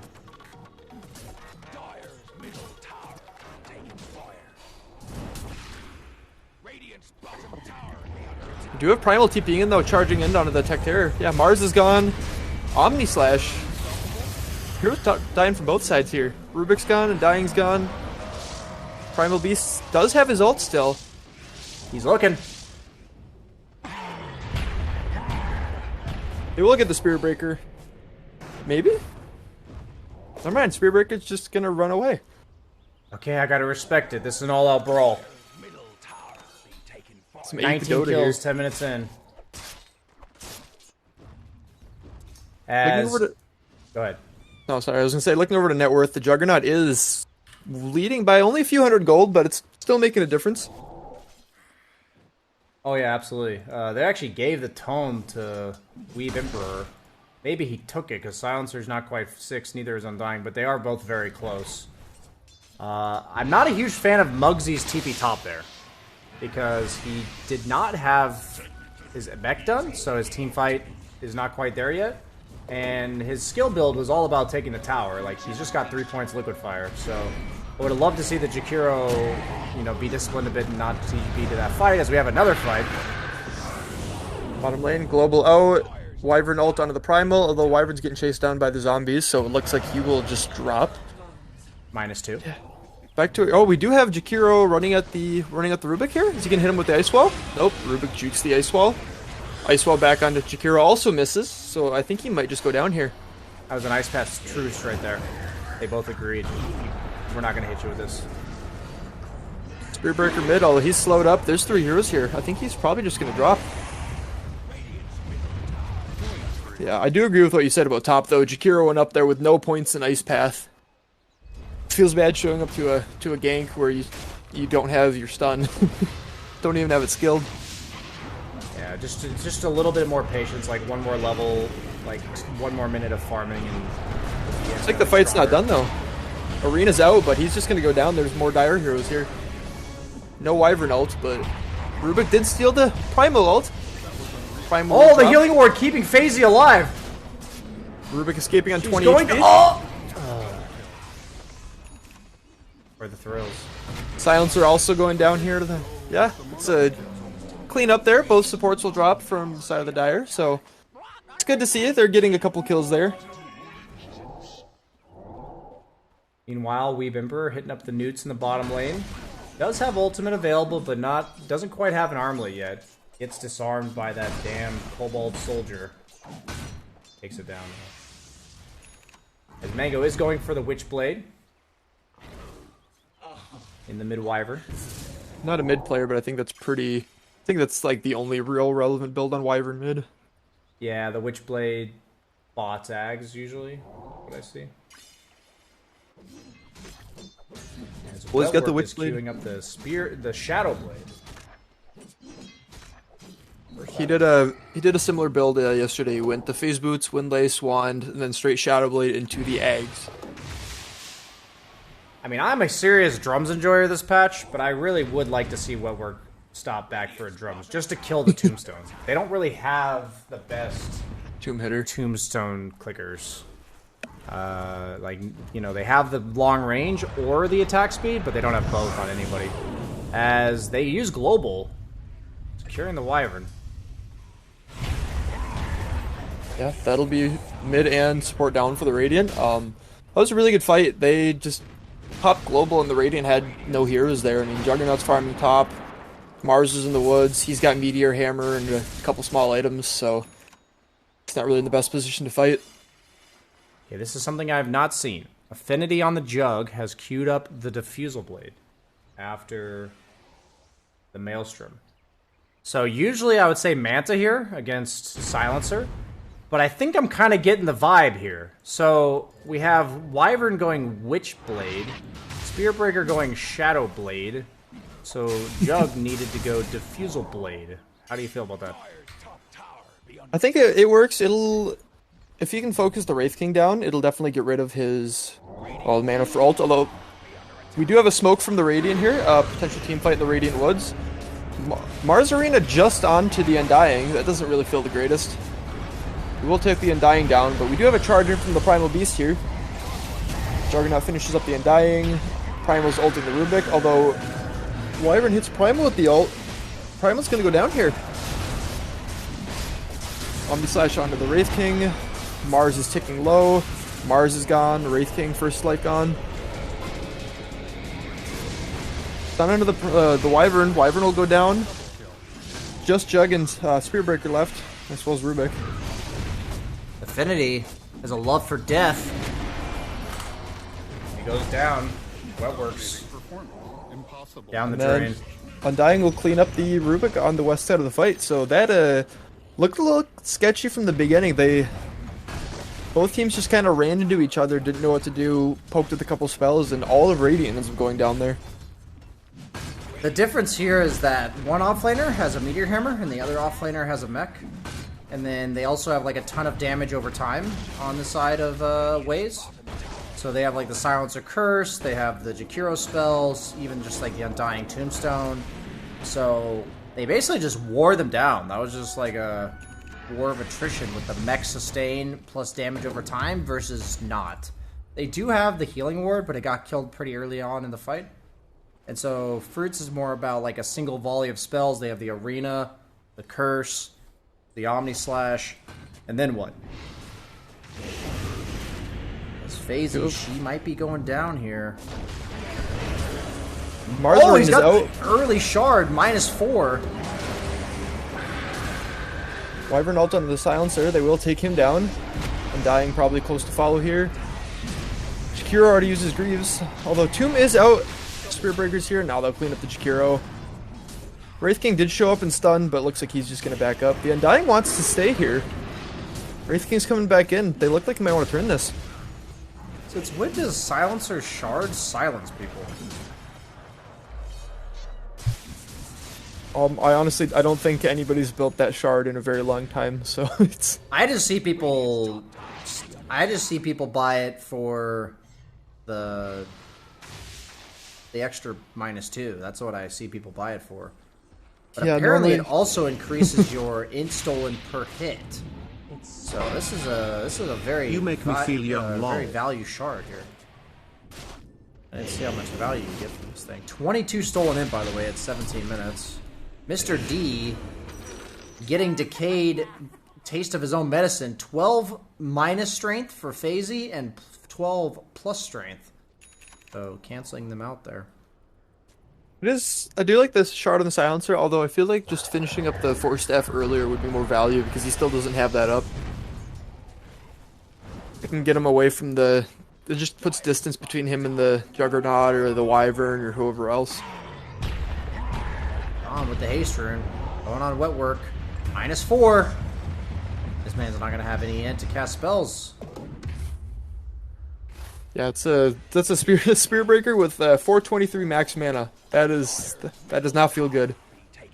We have Jakiro ult over onto the Rubik. Rubik is getting low. I don't think he'll quite take out. Oh, he will. Oh, the ward. They're going to know One the ward's stray there. liquid fire. Oh, they have a sentry on the ground. Jakiro did take the attack range talent, so his liquid fires are going to be coming from about 1 billion range. True.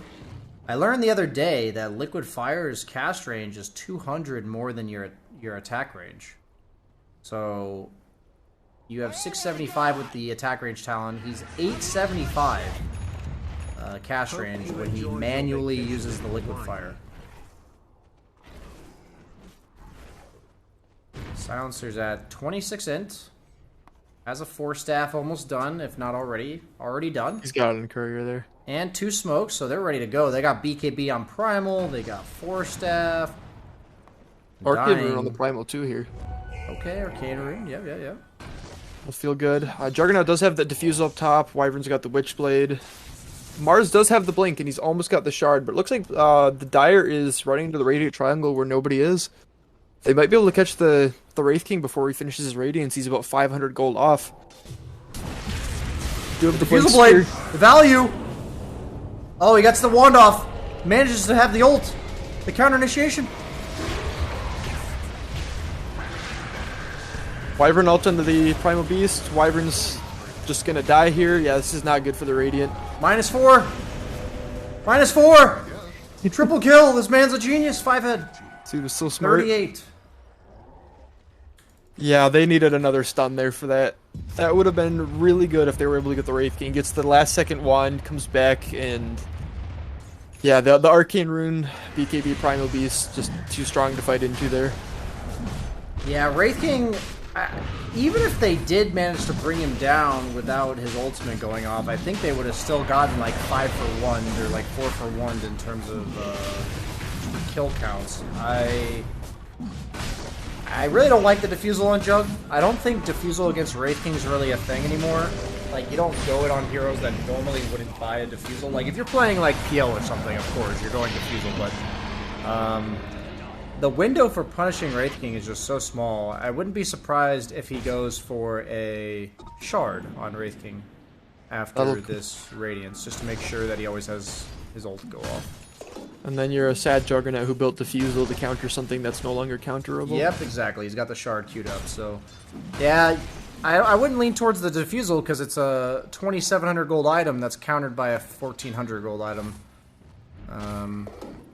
And most importantly, I think he needs a Manta. I think he needs other items. At that point as well, we were talking about them having enough physical damage to kill the Wraith King. That being said, the Primal Beast is also like over 2k health. He's got a fair amount of armor. He's got the BKB. He's close to Kai Sanj. Once he pops BKB, I really don't see, besides like maybe Juggernaut, Omni Slash, what the Radiant does to him. Yeah, and the BKB on Primal, like, the Fusel Blade doesn't do damage through BKB, so it's kind of just playing into the power of this BKB even further. Yeah, you have a team that doesn't do much to a BKB, and then you buy an item that also doesn't do much to a BKB. Yeah, the thing is that Radiant has a lot of control through BKB. They have the Curse, they have the Spearbreaker charge, but they don't have damage for it. As Tector might be in some trouble. Has the Blink Dagger, but it's getting canceled by the Skillies. Manages to do it. Gets away, but Zom. Speared. Okay. This was a bit of my concern. I don't know how they really stun anybody, but they managed to catch him. The Curse! Wyvern ult. Down to 80%. Primal's back in here, though. This Rubik might go down. They can catch him. Good lift. -4. Rubik gone. All I really care about is how much int this Silencer is going to get. Yeah, no kidding. This dude is stacking it up right now. He's What he's do you, about the same what do you think worth the as final Wyvern. count's going to be? Like 70? Okay, give me a. I'm going to give you a number, and you got to give me over under. All right. 72. Over. 73, because it's got to make sure it's not like right on the dot. Over under. 70. I'm gonna say over that. Over. Okay. Okay, look at this. We have a pause. We have a support Silencer here. He's 11, 5, and 7. He is just stacking bodies right now. He's going Refresher next. He's got 1 Perseverance, and he's halfway to the next Perseverance. I don't know how I feel about this Refresher. Like, if I have 42 stolen int, I'm going fucking Hurricane Pike Witchblade. Like, I'm just, you know what I mean? Like, I'm gonna chunk people. I feel like you hit like a truck. He actually hits for 136 damage with no items. So Yeah, that does feel somewhat weird. I mean, yeah, he does have the second global, but he had such a good game with all this stolen int, and then you're just not buying something to amp all that. I mean, last game I was talking about how maybe Wetworks didn't need to go like the greedy build on Clock, but this game, I'm digging like the, you know, this is all about you, Silencer, carry them.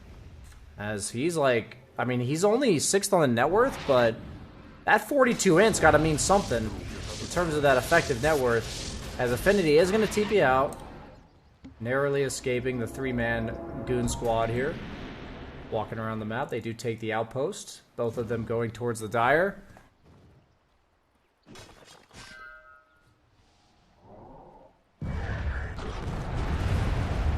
Hero is going that Ag Scepter, so they will have that BKB piercing damage. Hi. The dude, Blink on the Primal does catch out the Tech Terror Mars. Global is dropped. Late. Mega kill.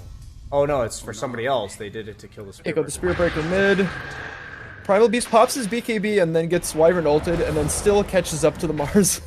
Yeah, because he didn't have anything attacking him, so the Wyvern Curse only lasted like 2 seconds rather than 4.5. What's the rule on it? It's... I don't remember how little it lasts if there's no target, but it's significantly less. Yeah, it doesn't say on the spell. So Silencer is now at 50, looking pretty good for you. Already got another 8 there. Spearbreaker, okay, what's the mana count for Spearbreaker? Okay, so he bought the point booster, so he is at 500. 562. Okay. Okay, so he can cast his spells now. I think he's in a good spot. Although Yeah, I'm we do have surprised, the 'cause I feel dire. like he's died near Silencer like 3 or 4 times. I thought he was going to have less mana than last time we checked. But that point booster value. Yule Scepter from Mr. D, the counter to Spirit Breaker. This was the Spirit Breaker player from last game, so he's aware. He's very aware, but meanwhile, Primal going down, winning way too deep there. Yeah, That was a little bit of a misplay there. They had the advantage. They're pushing on the lane with 11, 12k-ish net worth lead, and the Primal just kind of dies. He didn't have BKB for that fight. It's on cooldown for another 12 seconds here. Sometimes you just gotta go for it, you know. When you got money on the line, I don't know if that's the logic you want to use, but they will take down the Undying here. You think I've ever played for money? Probably, it's probably been a while back. Do you Back is there in any my money? Is there any day. money in D2? There is. Yeah, I'm just messing around. That was more of a jokingly, self-burn than anything. Yeah, I made like $20 in a different amateur league once. Hell yeah. What'd you buy with it? Do you remember? I honestly don't remember. I think we just all gave it to our caster that did all the games that season. But what about all your hard work? That's like a whole pizza. That's true. That's the day job. Work during the day, Dota at night. This is just for fun. Dota's the mistress or what? I'd say so. But my wife's okay with me playing Dota a bunch, so it works out. Oh, so it's not a mistress. It's like a welcome third party. Third, yeah. It's a little weird. That's good. That's important for a healthy relationship, Yeah. The lady's okay with the dotes. Yeah, she's watching right now, so I gotta watch what I say. Otherwise, I'll have to hear about it after this. Okay, so it's not quite that healthy. Actually, I think like half my family's watching this game right now. So my dad's a big Dota fan too. So maybe I shouldn't be making threesome jokes. The joke's fine. I don't think it makes a big deal. Got My it, brother got it, got actually it. got eliminated by Fruits yesterday afternoon. So Oh, yeah, I got eliminated way earlier in playoffs. respect. It was not a good season. When did you get eliminated? How long ago was that? Like a month ago or something like that. It was not good. Oh, We do have Affinity a- gets gone on mid. Link BKB with Primal. Juggernaut's just gone. Primal Protect Beast her. chasing down the Wyvern. Wyvern's got his ult, but there's nobody to use it on. They will take down the Mars as well. +4. There we have that blink from the Wraith King. They did hit the ult on the Primal, but it's going to do absolutely nothing. +4. So took down the Wyvern. Primal ult onto the Rubik. Yeah, Rubik's going down here. +4. Okay, it's getting there. I said 66. 73. Okay, if they preemptively call GG. In the game! In the game! In the game, Dire. I mean, I was expecting them to at least, burst for the thrills at the start of some of the fights, So, you wouldn't get all the int. But now he's just reaping the rewards of these... They have the plunder. Yeah, they're not jumping him, so he's got a free. I mean, it's a 13-5 and 13 pause 4 silencer. Whenever you see that kind of stat line on a pause 4, it's not a good game. Although the Wraith King will end up dropping first life here. As Mjolnir, it does a lot of damage, but he's got no defensive items, so Primal's in with no he's BKB. just gonna die. Juggernaut's gone, -4. Rubik's gone. He has officially hit 74, so I have lost. GG. Buyback from the Rubik. The Primal will tick out here, so that is one consolation prize. Okay, so that silencer, I gotta do the math here. Because that jug took half his damage from last word, half his health and damage. We do have a Mars I'll going just in here. have to do the math. Arena and then just feed. This is So sad. silencer has 165 int. Jug has 40. We do have this team fight's still going here. The Undying is going to drop. Spirit Breaker's in on the Silencer. If you can bash him again, it'll kill him. The refresher! Nice. He refreshes and then dies. Oh no. They will catch the Wraith King though. Wraith King is dead. Okay. That's 4 dead from the Dire. There's a few buybacks used, but... I mean, the silencer has 82 int. I don't think he cares. He does have a refresher that's on cooldown though, so... But that refresher is for the mana to cast glaives. That is what it's for. So, That's It's true. fine. It's for the 7 mana regen. As Radiant is actually going to turn this into a Roche. That, I'm kind of liking this. This Juggernaut has uber poor. I mean, he's got the Mjolnir now, but he's got a Mjolnir Diffusal and part of a Basher. Primal in on a Juggernaut here, though. Holy crap, damage. Juggernaut's gonna escape on just a sliver of HP. Running through Macro Pyre, Mugsy. that's just pure damage, sir. Oh, the Omni Slash value on a So, Roche. Omni You Slash? can't actually Omni Slash Roche, but if you cast on a... Oh. There. What did he die from? The Magropyre damage over time. Did he run into range of it? No, because it lingers. It lingers for like 2 or 3 seconds. So like he came out of the Omni Slash on top of it, and then just died. Well, that's good. I was very disappointed that the one game I get to cast today was gonna be like a 25-minute stomp. So at least we got a little bit more. Yeah. At least they're making it interesting. So my issue with the Jug build is that he's against Silencer, and he has no way to remove silence. And it's The 31 Manta's- minutes in. Yeah, that Manta's kind of essential here. The Manta, I mean, if he wanted to go BKB, I'd be like, okay. BKB, Satanic, Manta. I mean, I'd be fine with a Lotus or Yules at this point. Just get out of this silence, because he's dying at the start of fights. Well, the Mars is about 1k away from the BKB, so if you can get that before Dire pushes high ground again, he won't just die to all the random AoE damage. Okay, so the real core of the Radiant team is the Spearbreaker. Look at his net worth. He's eclipsed the Mars on his own team, so he's officially a core now. Wet work. We saw it. I don't know if you watched Game 1 extensively, but he went like a very selfish build on Clockwork, and he said, "I'm going to carry this team." That's just the way he plays. Yeah, he's got the eggs now after the Shadow Blade. Both games I casted yesterday, he passed the enemy carry around the 30 to 35 minute mark. Nice. But really, this game, honestly, Tech Terror, he's been the one that's been steamrolling them through these games this season, and to see him have this bad of a game, it really is showing that he's their main win condition. Although we did see the beautiful Lone Druid last game, but it's been banned most games this season, and it'll probably be banned all the rest of these games. Yeah, that was quite a difference in the mid impact from Game 1 to Game 2. You can get away with being... Yeah, you can get away with being a cheese picker in this league if you play against teams that don't draft prep, but then once you go against one that does, they start banning your hero. It's kind of over. Although we do have almost all spells used here. We got Global used, BKB on the Primal, Double and on the Global Wyvern. has buyback. This might be an opening for the Radiant. They use Double Global. Zomno BKB, Mr. D getting lifted. Charge from Wetworks onto the a million-inch silencer. BKB used by Wraith King. Oh my god, that heal. Healing Ward killed out. The Wyvern's got to back up here. Wyvern might die back here. Zom. Aegis is down. Spearbreaker buyback. Curse.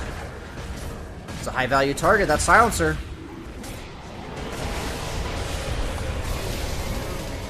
Okay, that's good to see. Stolen Ice Wall onto the Jakiro. Primal Beast is going back in. Wyvern's barely going to escape, which is good. He's only on 300 something health. The Primal's trapped. The Primal's going to go down here. Maybe? What is happening? Primal ult on the Mars. Okay, he'll out. He'll get out. Jakiro gets Ice Walled again. They don't want to stand in the macro, so they're just dumping stuff into him from afar. Love to see it. They will take down the Jakiro. Wow. So, all in all, they had Aegis, they went for it, and Radiant held. I don't know about that refresher orb usage. That was on a single target that can just buy back. So the buyback was crucial there from Mango. He did save for buyback, and the double global used right at the start of the fight. It looked The like... silencer. Go Yeah, ahead. it looked like he thought the rest of his team was going further. And the double refresher to get more than just the Wyvern. He popped the second global, and they just kind of didn't get anybody else. Radiant reset, and that was that. Yeah. As Wetwork, he's got the Kaya. He had the buyback as well, but he actually ended up with more net worth than he bought out with, because I remember him not having enough for a Kaya before, so he's almost got it now. A little bit of efficiency coming out. A little bit of stacking in the triangle. So, why does Weeb Emperor and For the Thrills, why is their team name Boners? Is there some lore behind this? I honestly couldn't tell you. Their team name is actually Waste Train, but they just have their... I'm guessing they played on a different team in one of these leagues at one point, and they just never changed their official team. Okay. So their previous team's name was Boners. That would be my guess, yeah. Don't quote me on that, but I can't see any other logical reason why that would be the case. Very good.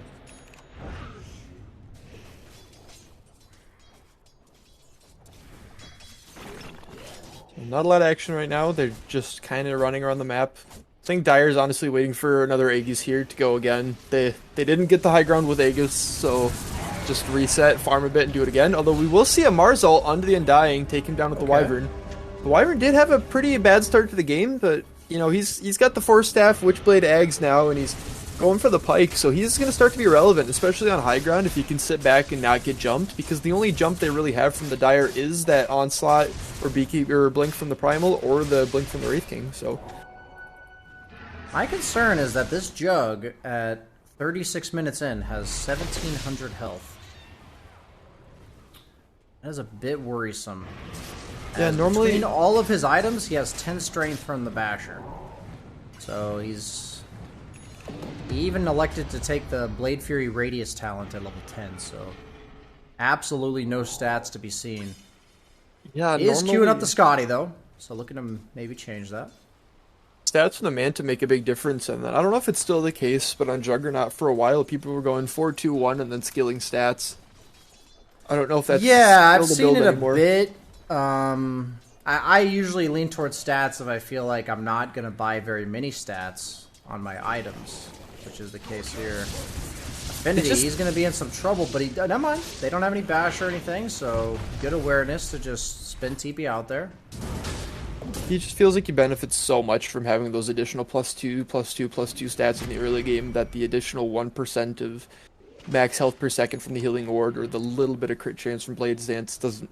Because I think technically the additional 2 agility gives you a higher DPS than the additional 5% chance in Blade Dance early game. Yeah, it's also like damage to buildings, right? Oh, the charge from Spearbreaker, or the Primal. Wait, the Got the double global again. I feel like those were stacked. They No did a buyback little this bit. time for Wyvern. We've Emperor Yeah, chunking some. It's exactly what they did not need to do. Wyvern can take a fight from behind his tier 4s, but when you're out in the woods like that, get jumped, bursted, he's down for 90. Well, we're doing a little bit of creep cutting here. He has the Cloak of Flames. He's taking the creeps down with the Cloak of Flames. That's some next level right there. Oh my gosh, they're not gonna stop him. This man's on a rampage. Okay, they're gonna stop him. He's got charge. 2 seconds. And 2 seconds. Oh my gosh, he goes down. Bash No from the Wraith buyback King. for him either. Wraith King does have the bash now, so Juggernaut can't do that cheeky spin play in top, although it honestly might not matter at this point. We got a Juggernaut and Mars with no ult to defend a high ground here. I don't know if there's much preventing the Dire from just straight up ending. I think they've got this. I think Radiant can defend. I think 2v5, no problem. You know, they've got a second. They've got a lane Rax bottom. I feel like we're gonna see a overextension from Waste. Oh, another stall out play. Mars Seems will like go a down bit here, down for unnecessary 100. there. +4. He does have For the buyback though. throws. Are does we have hitting buyback. triple digits? Triple digits permanent end. 90, it's close. Right now, we do not have a buyback from the Wyvern. We do not have a buyback from the Spearbreaker. Mars does have his, so there's a chance. I say very hesitantly. Uh-oh, Very Juggernaut. instantly.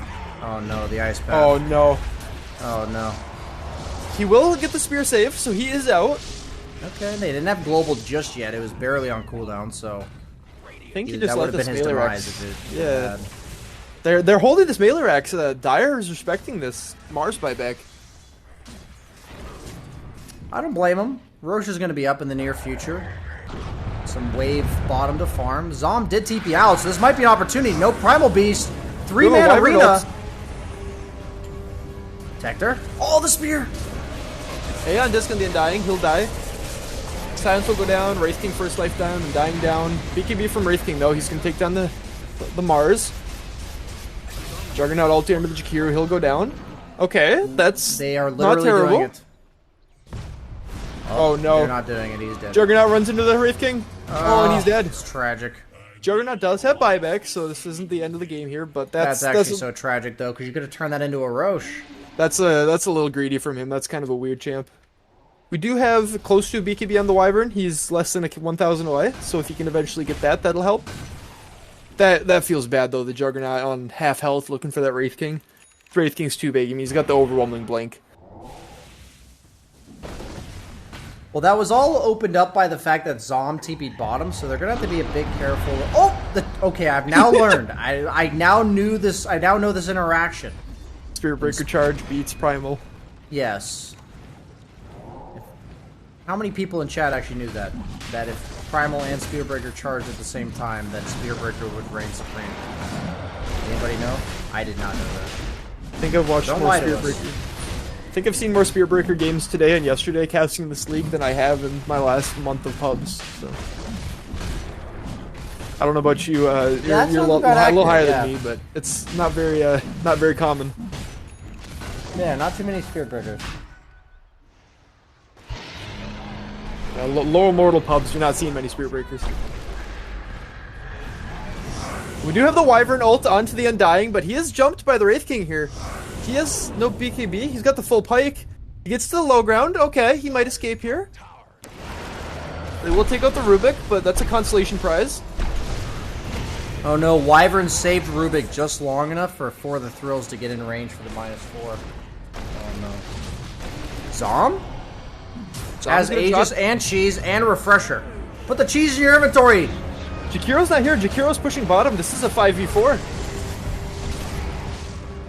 Put the cheese in Refresher your shot inventory, on the Zom! If he dies because he doesn't have this cheese, I swear. He had a refresher shard in his inventory, used it, and now he's backing up. They will No. grab the silencer though. How is he supposed to hit 100 if he's dead? Look Wait, at why the is bottom Jakiro lane down right here? now. Yeah, he's just pushing. He's getting charged! Mugsy! Oh no. Okay. Wet work. Has the Kayayasha. Bash? That's Bash a lot again? of damage. Oh. Hit him with the bash. Oh, hit him with he's the gonna bash. get the charge off. Okay, Mugsy. In some trouble. We do have Primal coming Zom in here but for the we have the rest rescue. of Radiant. Wyvern's in here. Wet work. Just making it happen down here. God Gamer. Muggsy on the Jakiro will go down. Okay, Zom doesn't have a TP because it got canceled. He does have the cheese in his backpack though. He will put it in his... There we go. He's thinking He's about hiding. They're looking. it. Oh no. Throw the Mars spear might see him Tector. here. Throw it. Throw the spears, Tector. Throw it. Maybe? Oh, Wait, they see him. They see him. Jump with the... Come on, man. Spin. Oh, my God. They let him out. Oh, Yeah, no. you'll get that on these big jobs. Oh, no. Well, I honestly thought this was over for Radiant about several times, but if you push high ground with 4 heroes while your Jakiro is split pushing, you know, that's... They're making it interesting. You know, Zom TP'd bottom that one time, then Mugsy took the reins. They're trying the 4v5 route. They're trying to push their limits, you know. How would you know if you needed 5 heroes if you don't try it with 4? You know what I mean? These games feel it's kind of sad watching this, knowing that I got crushed early in playoffs, and now I'm watching this in the finals. These kind of plays. Yeah, you should probably feel bad. Yeah, you know I'm on the up next season. You know, next season's You'll get gonna be it my back. year. Yeah, You'll get it back. I got you. I believe in you. What's the House of Mars' mana Opium. pool? 879. I guess we should do a mana pool check. Rubik only has 990, even with Arcane that's Boots. rough. That's actually really funny. Jug's pretty decent because of the Scotty. We do have a 5-man smoke from the Dire here, right past the river. And this only has silencer now. as an Intiro. That is rough. He's a very very dumb boy. Mango! Goes down. Mango Immediate buyback. buyback. Why does he always immediately refresh and cast ulti again? Zom Charging gets Omni Omni Slash Slash. in the thumb. He popped the cheese this time. Wyvern's coming back in. Wyvern ult onto Zom. There's nobody to hit it. Everything's BKB'd. Zom is out, maybe? Zom will die He's out. here. Wet work will also drop. Wet work buyback. Juggernaut spinning onto Muggsy here. Never mind, he's spinning towards the Undying. Takes down the Undying. No way to remove the They do silence, take though. the Wraith King first There's no way life. this Wraith King works. is probably going to die here again. He's got 4 heroes on him. His team what? just left him. Oh no. Some serious space coming out from Affinity, who manages to spin TP out. They will take out the Rubik, but yeah, that feels kind of bad. The Undying, Silencer, and Jakiro got zoned by the Juggernaut, and the Wraith King just died once, died twice. Charge? Oh no, never mind. Wait, they have ward vision of the Silencer, and he charged a creep wave. Man has priorities. Nope, he's going for it. They got him for the thrills. Eon Disc. Proc. Pops the end disc. Shakiro's coming in, misses the ice wall again. Self fuels on the Spear Breaker. Affinity looking. Muggsy. Healing ward up. Charge. What works in? Oh, that'll be a dead Jakiro. He has a gym. Okay. This game's getting a little spicy. This net worthly is slowly dwindling down. I mean, they haven't lost another barracks in a long time here. They lost the range top, the full mid lane, and now they're over and over. I mean, the Juggernaut's getting big too. He's got the Scotty. You'll love what the Juggernaut has queued up now in his quick buy.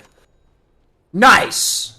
I was actually going to ask, will his next item remove silences?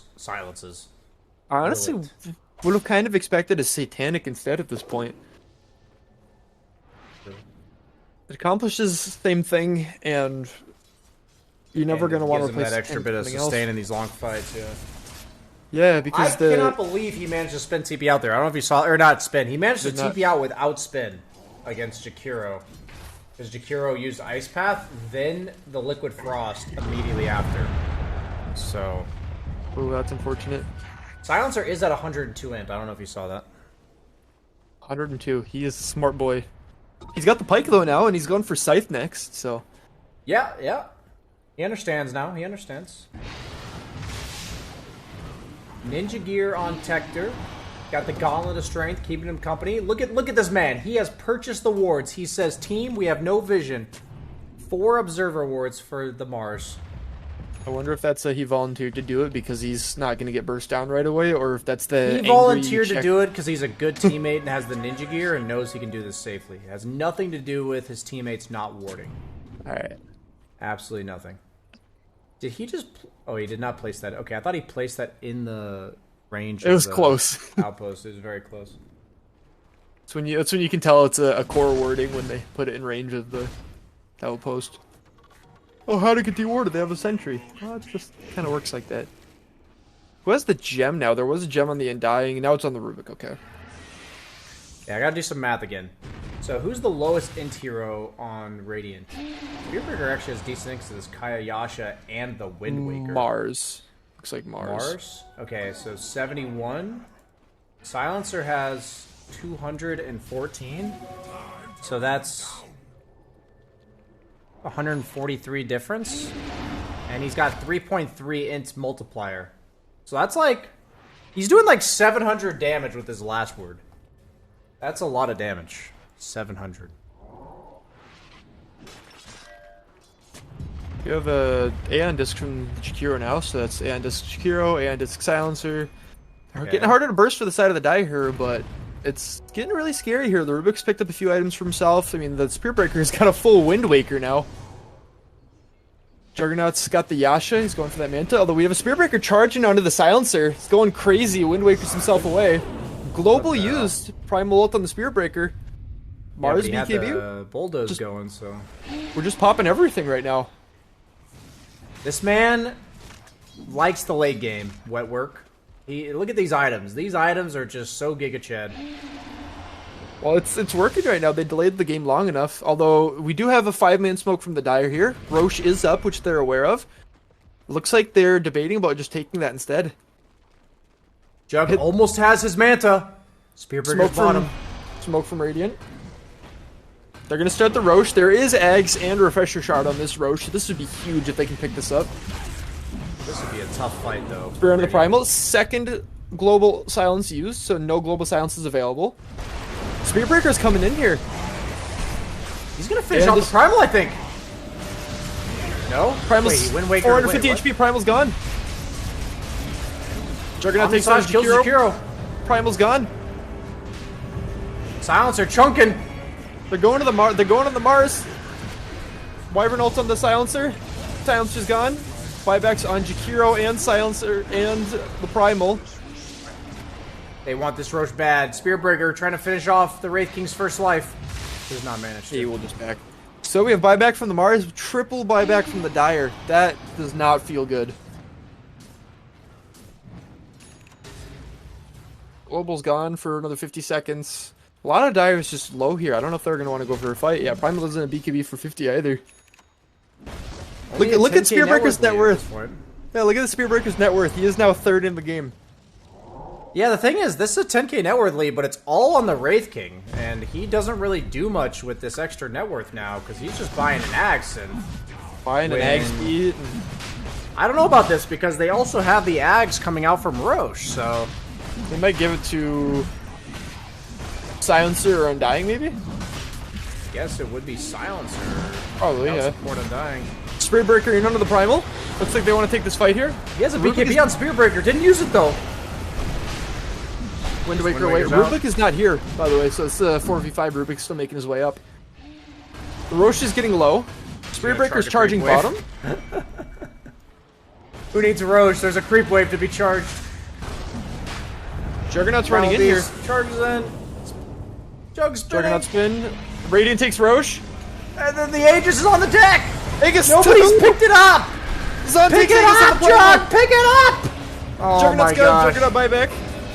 The Mars is gone. Mars, that's a dieback on the Mars. Primal will lose his first life. Rubik's gonna drop here. Silencer Spearbreaker will make himself away. +4. Win probability graph. 67% down dire. here. Wraith King is an Abyssal. He doesn't He's have looking. blink for 8. Oh, he's gone. Spearbreaker's gonna get a Primal ulted here. Spearbreaker does not have buyback for 45. I think that might be just game. Wyvern doesn't have ult for 40. Emotional roller coaster. Yeah, you're telling me about this. Has been nuts. After that first game, I was expecting a 2-0 from Fruits here, but they've been clawing their way back into this. But that botched Roche fight, they didn't get Aegis. They got the Roche, but they didn't get the Aegis. Skelly is doing God's work here. Who got the eggs? The Rags. I can't really tell who got the. Looks like Juggernaut might have. Ags went to... Juggernaut got it. Oh, that's actually pretty good. Okay, they might be able to hold with that Ags. Spearbreaker has just buyback Megas. right now. Oh, he does. Okay. Spearbreaker, he buys back and he is in full sauce. And the Okay, Dire they're is- not even going to get Mega. Affinity can afford that Manta. Buy the Manta, Affinity. You don't have buyback anyway. Unless he's going like Rapier. He's sending the courier out. Well, that's something. Okay, Wraith King's almost got the Ag sent done. Manta finally done on Jug. The 54-minute Manta. Gotta love it. First Dispel of Global purchased this game for Jug. Level 26, just in time. I say this Spearbreaker with that Wind Waker BKB, this dude is putting in work now. He is. He's higher level than the Jug. He's the highest level on Radiant. He's level 27. So Silencer has eclipsed 20 kills. He's at 21, 10, and 25 right now. Spearbreaker's charging bottom, although he is charging into multiple Dire heroes that see him here. Also, I forgot that Primal ult doesn't get affected by status resistance, so Spearbreaker's got to be real careful of getting grabbed by that, even with Bulldoze active. Hector's just in. His team is not with him, and he is just in. He blink ults with no BKB, and he BKBs as he dies. You gotta respect that. He's dead for the duration of the cooldown anyway, so might as well use it. That would have been a lot better if you would have BKB'd beforehand. I don't know. Well, he probably still dies, but it's. I'm just messing Leave around. a 4,000 gold Wyvern item. might have needed to like. Oh, Wyvern didn't buy a BKB. I thought Wyvern was buying a BKB. But he had it queued up, then he finished the Pike, he had it queued up again, then he bought the Aeon Disc, and he had it queued up, and now he's going BOTs. The Wyvern is sitting on buyback, though. Juggernaut, no buyback. Wyvern has buyback. Spearbreaker does not have buyback, and the Rubik has buyback. So, they just can't lose the Juggernaut. Wetwork just doesn't care, man. He's just charging around. So much net worth for this man. What does he go with it, though? He's already slotted. There's like a Silver Edge, I guess Accent, plus another item. Primal Beast is in here. Jug, Affinity. Uses the Ag Scepter. Abyssal from Wraith King. Global ult or Global Silence. It's fine, he doesn't need Demanta because he can just walk away. Now he manages to use that healing word. Okay. One global down for the... oh, wait, no. He has no globals. The Fresh Orb's on cooldown.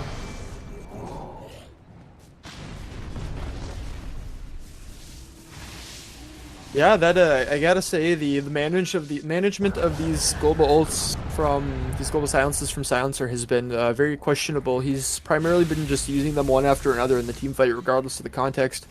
We do have a BKB used on the Primal in his bottom lane here. He does have a Refresher. I don't know if he's trying to flex it like the Silencer has been, but BKB down nonetheless. As long as nobody knows he used it, then it's fine. That's true. Overall, buyback status for neither team is looking good right now. Wraith King has it for the Dire, and then the Wyvern Rubik have it for the Radiant, but that's about it. Okay, yeah. I don't think that Radiant can win if off one fight here, but if they can team wipe Dire, they could probably run it down and take a lane or X at least. That's saying a lot here. They've won a lot of team fights that have just kept them afloat in this game. They're not dealing with bottom right now. Wraith King Skellies. Yeah, I think gamers. Wyvern's going here, but it's a lot of damage to this tower here that you really don't need to take. That's unhealable damage. That's a lot of damage. It is. Okay, Jakiro's running down here with his liquid fire. He's about to 3-point this. Steph Curry rolling up here. Maybe. He's going for it. Dual Breaths the Wave, pushes it in a bit more chip damage on the tower. So I guess, I think I've said this once or twice already, but the Dire is just waiting for the Roche again. And as I say that, there is a gem sitting outside of the Roche pit on the ground. The all-seeing gem.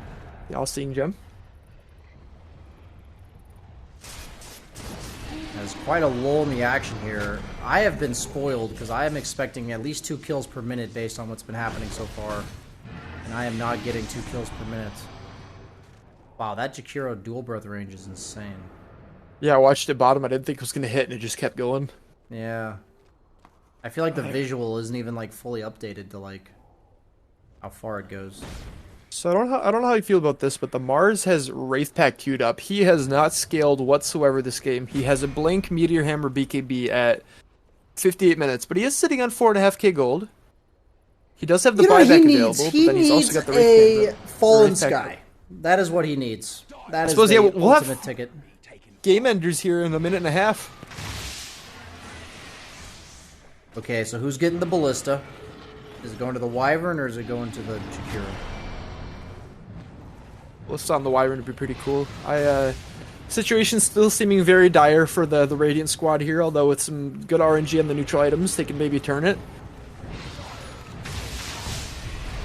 Wraith King is in. Blink stun on the Wyvern. He's going to get tossed out by the Rubik. Good play by him. They're aware that none of the Radiant is here, although the Radiant is coming in. Tech Terror on the Mars is outside with the smoke from the Ninja Gear. Looks like he maybe wants to make a play. They will take the tier 3 bottom, so the last laner X is exposed. That is very unfortunate. That tower was great for them to fight under. Looks like Dire just wants to end it here. Nobody needs neutrals. They actually need to push or farm neutrals, one or the other. Like meaning, like once the 60-minute come out, they either need to hard commit or they need to farm those neutrals.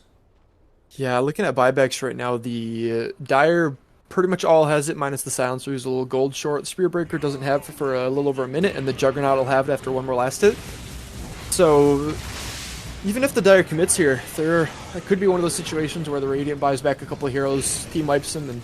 Well, that being said, the Ranger Rax is just gonna die here. That's unhealable damage on the range, my dude. Like, you can't let that happen. That thing is at 28 HP. Okay, we got Book of Shadows for the Spirit Breaker. Book of the Dead, Mirror Shield. Mirror Shield, Book of Shadows.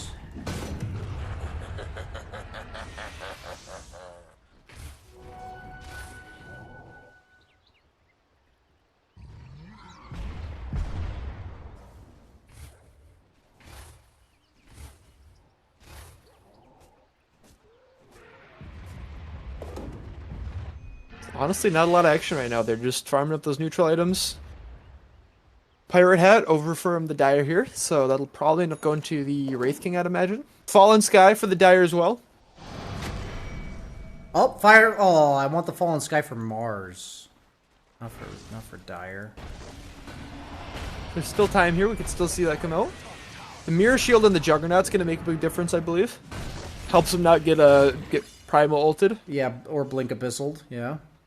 Arcanist armor on the Undying. Okay, that's pretty solid.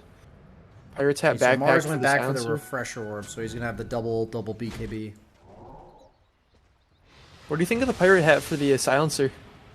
I think that could be more int. Oh, bottom lane, they're going on this Mars. He does have buyback, 4 staff. Buyback from Immediately Mars, used it. okay. Yeah, he TP'd, okay. Wyvern ult onto the Primal.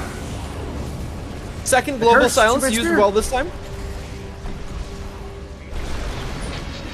He's dropping everything. Jug. Fallen Sky. Juggernaut's just gonna drop.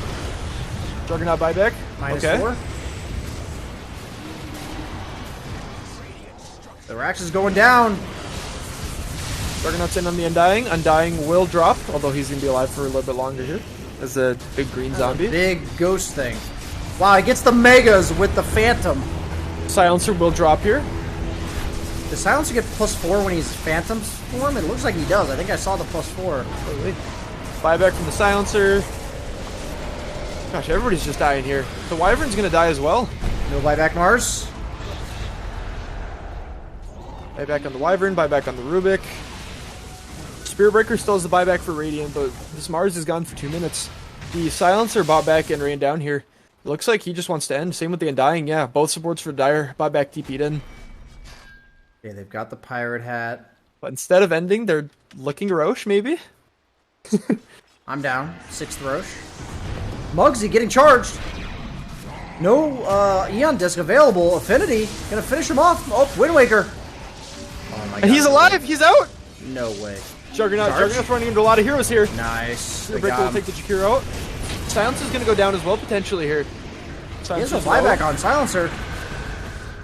Wyvern Buyback ult is available onto at the Jakiro on Dying. He has no buyback either, I don't think. He's gone. Oh, he's got the Oh, he Aegis does thing, have though. his... Does it his tombstone? Oh, he dodges the Juggernaut's sun! Juggernaut died to the Macropire. Wait, what? Yeah, he died in the Macropire. He just stood in the Macropire. Okay, I gotta watch this. I gotta rewind this. I'm running that too. That was... How did he die I there? gotta watch this. Oh. Oh no. So, Wyvern... The Silencer has the Talon for muting, so he can't mat off all the silences. And then Wyvern froze him on top of the macro pie. I don't think he gets out otherwise. I don't still. think he was gonna live, but if they let him walk off of the macro and then used it, maybe he would have lived. Dire is taking the Roche here. It'll probably be enough time for the Mars to get back, but the Juggernaut will be down for another 70 seconds here. Is this real Dota? Yes, this is Dota at its finest form. At its finest. Hey, this is the Midwest Dota 2 League. Finest Yeah. Dota imaginable. Indeed.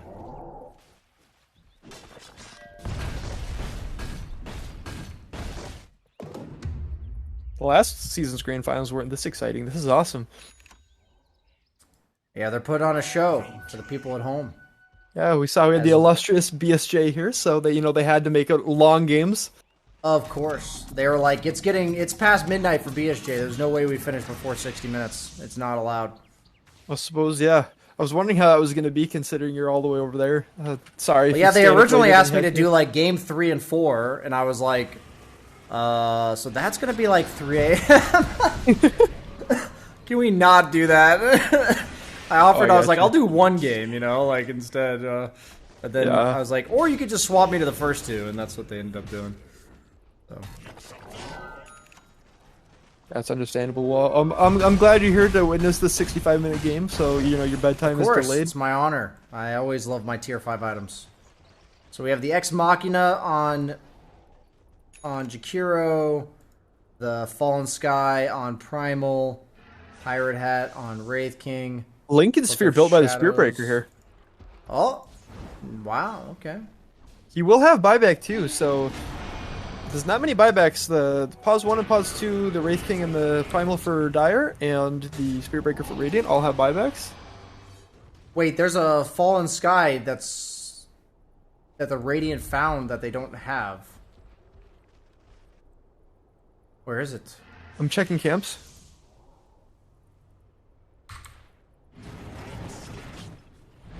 I don't see it. Do you have Global Silence up?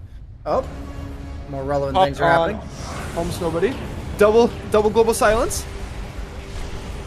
Juggernaut spin under Primal. Primal's getting low here. The Spear to save him, though. So we can't finish him. Oh, the curse! Wyvern ult on the Primal. Wraith King with the Pirate Hat. He's chunking. Primal will live, though, and he's regenerating very fast here. You're up on the Jakiro. Jakiro is in. Jakiro will drop. Spearbreaker charging the Primal, gets Yulesed up. The creep army, plus the zombie army. Jakiro had Aegis. Jakiro's back up here. Hex on the jug. He has no buyback. He has a spin available. Trying to help him. Healing ward. Healing ward jug. To win. Yes. Affinity. Spearbreaker's chasing the Primal. He's got this. He's got the Omni Slash available. But the skeletons. Objective gamers. 4 used, Ancient less than a half Omni health. Slash on the Undying. Omni Slash onto the Wraith King. Oh, it jumped to the Wraith King. He's got spin available again. The Diffusal Blade. Chasing, can you get a bash? The 67-minute Diffusal Blade. He gets a bash on the Wraith King. The Hex. 3 down on the Dire. Affinity's chasing. Wetwork. Literally the #1 net worth on his team on this 4-position Spearbreaker. Omni Slash onto the Wraith King. Wraith King's just gonna die here. Okay. Jakiro's gonna go down too if he's not careful. Refresher Orb for the Aeon Disc on the Jakiro. He's gone as well. That's a full team wipe. All of Dire is dead. Prone still sitting healthy. Yeah, healthy with 1700 health. Yeah. That was more than Jug at level 19. Like that one pro game from a couple years back where it was Alliance or somebody that had a Arc Warden and was keeping the Ancient alive on like 1 hit. Oh, that was a miracle, man. Yeah. Yeah. Not quite the same. Stakes are a little different. Possibly forget the miracle plays. Come on. That's true. My apologies. I didn't mean to disrespect him like that. Yeah, thank you. Okay, so we've got the Abyssal Blade done for Jug. Minute 68. Almost 69. The Spearbreaker is the most selfish gamer I have ever seen. He has 42,000 net worth and he has not bought the Shard, which forces or redirects spells from his teammates onto him. That is definition of selfishness, and I respect it. He doesn't. He understands his role in this game. Global Silence out. Just to.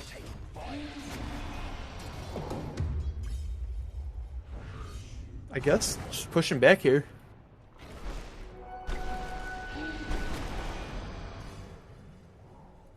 Wow, this has been a 70-minute game here. This is nice. It's this 69.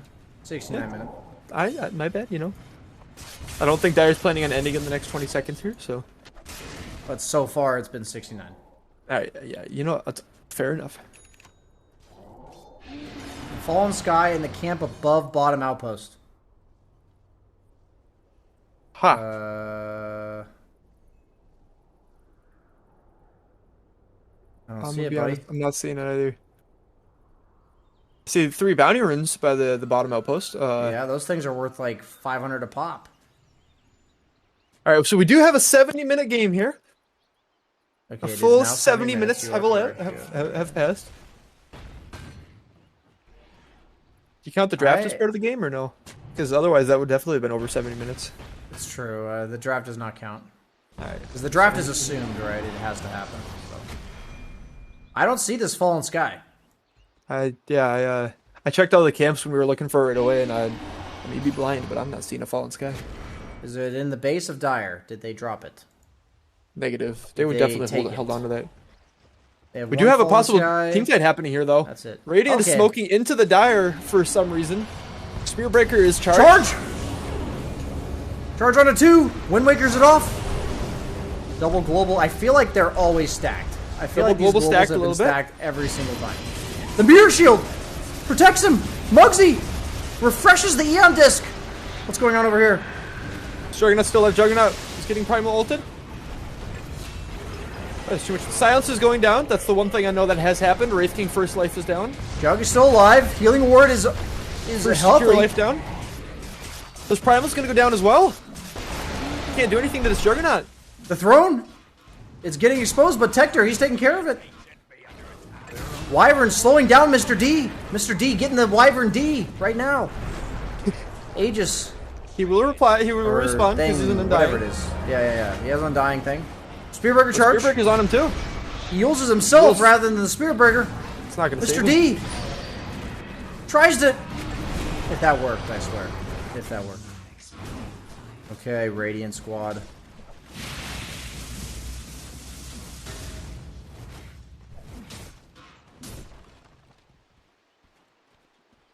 Wow, that's a. Rubik pinged it earlier. Okay, this quest for the frickin' Fallen Sky.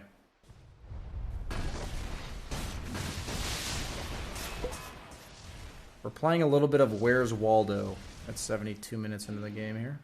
Where's Fallen Sky? No Waldo. That's the name of the game.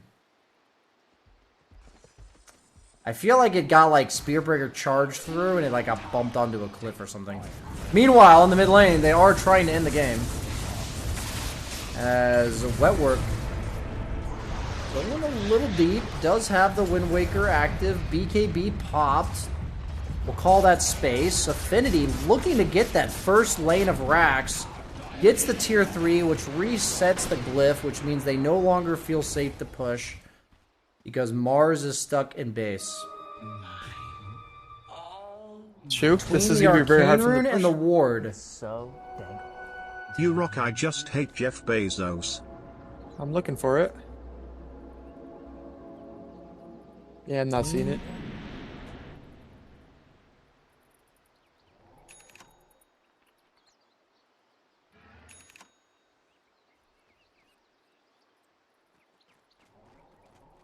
Wait, I saw it? It's under a bush. Under a bush. All right. Speaking of, we do have a potential fight mid maybe here. No, I'm gonna find this. Spearbreaker's Hex trying to the go fight. onto the Primal Beast. He's gonna Wind Wake himself away. The Wraith King is on Spearbreaker, but he's gonna back up. Juggernaut is on top of the Jakiro though. Jakiro Wind Waker's away. Juggernaut spins away. Not much is gonna happen here. Yeah, both teams are just gonna back up. Back to this. Hoping my mouse will like pan over it.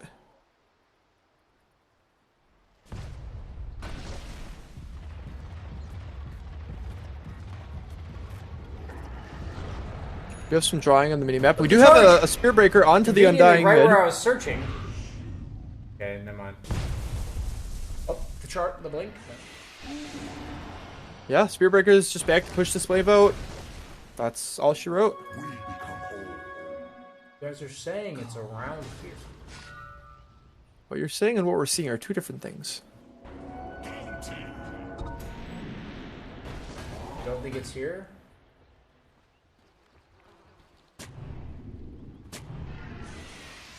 It's possible that it's right there because the Spearbreaker could like charge through that camp. The Spearbreaker Spearbreaker back out onto the Primal. This dude has some balls. Primal, This is the arena. Mars ult, Mars arena down. Dire is just going to not do anything, and neither is Radiant. Here we are, Oh, they 75 did minutes. pick it up. Undying. Oh wait, no, never mind. They didn't pick it up. Radiant will take Roche here. They are What? taking a long time to figure out who's grabbing which items. Jug already has an axe. Why are you giving it Wyvern to him? ult on the Wyvern Meanwhile, ult on their the Wraith base. King. Everybody's popping BKBs, ults are being popped. Hector almost drops, but he gets Wyvern healed. Juggernaut Omni slash in, Silencer is down. Silencer? Primal Beast is about to drop too. Wraith King first life gone. Primal Beast first life almost gone here. Primal Beast ult on the Spirit Breaker. Meanwhile, the Undying is still trying Hey, to no cause havoc. buyback on him. Dying? Time's gone. No Undying's buyback gone. on him. What work? Going for Jakiro? war? It's the charge on Jakiro. Juggernaut's right behind him. No buyback on him either, I don't think. Maybe he does, actually. Oh, he did not Wind Waker Yeah, he has himself onto the buyback. high He has ground. buyback. That's Daisy defending the base. Oh my good golly gosh. Oh, they're chasing more. On another ward. All those wards they weren't using for the entire game, but they're stacking up in base, dude. the Gonna Shadow be relevant Blade. eventually. Weeb Emperor with the that was like a 70-minute plus Shadow Blade. So he knows. Invincibility or invisibility is invincibility at this stage in the game because nobody has slots for detection. As FaZe is getting the most value Fade Bolts in history. Oh, the charge! Oh, he canceled it on the... Okay, they're having some serious Mega Creep issues. They gotta pick a lane. They are spending the entire time the opponent is dead defending. Wyvern, just buy a Maelstrom, please. Oh my gosh. Yeah, at what point does this change? Because I mean, for the last about 50 minutes, we've been watching Radiant like barely hold on, just slowly lose their base, and every time they get kills, you know, wipe Dire, they take a tier 2 and then a tier 3 mid. But that's all they they are have to show slowly through. working their way down the mid lane. Slowly. There is fortification available. They're going for the gut. They're going for the jugular. Creeps are Jug is coming. going for the jugular. I did that. I think they're aware that Dire doesn't have any buybacks here, although they are almost about to respawn here. They will probably kill these buildings in 15 Bottom lane seconds. for the Dire. Bottom lane for Radiant. Wraith King is going for the Ancient. There's no creeps. He miscalculated. No way. Ancient exposed for the Dire. Juggernaut's just hitting Ancient here. Primal Beast and the Dire are about to respawn. Global Silence out, but this I don't think Juggernaut's they're going to just- be able to finish this throne. Juggernaut's just hitting Ancient here. Wyvern's hitting it too! Silence is about to Oh my drop. god, they're finishing it! Wyvern? And Radiant is Oh. they took out the Dire Ancient. 78 minutes and they finally brought it back.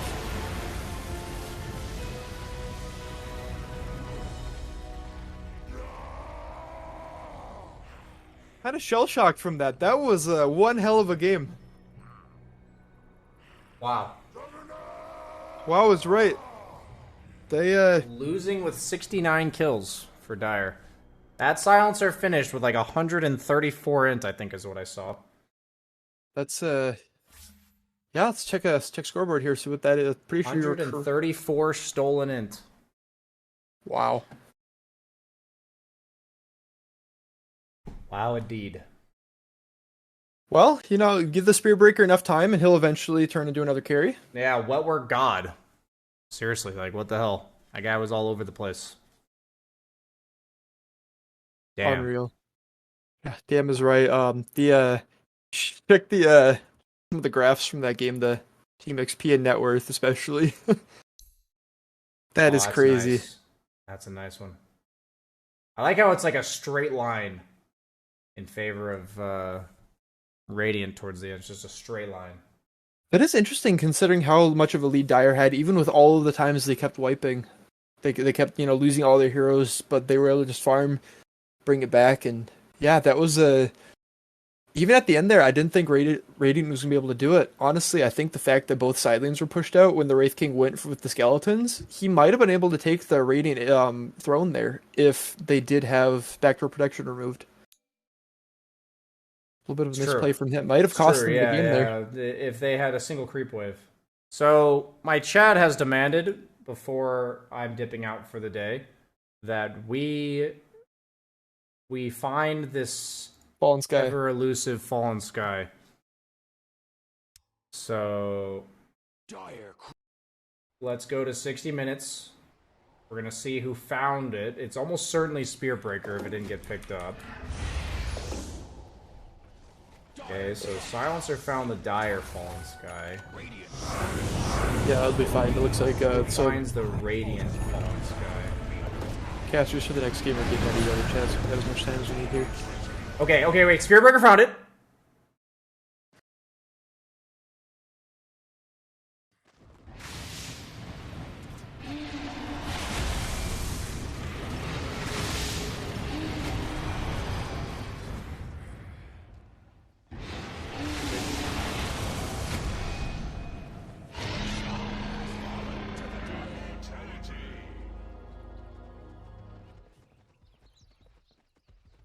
Oh! Oh, it's right there! Where is it at? Oh my god, they see it and they can't pick it up. They literally pinged it and they can't pick it up. Wait, so what happens to it? Which camp? I feel is like it I at? would have seen this. Yes, Jay. What camp is it at? It's the one we were looking at, the one next to bottom rune, big camp. Radiant big camp next to bottom rune.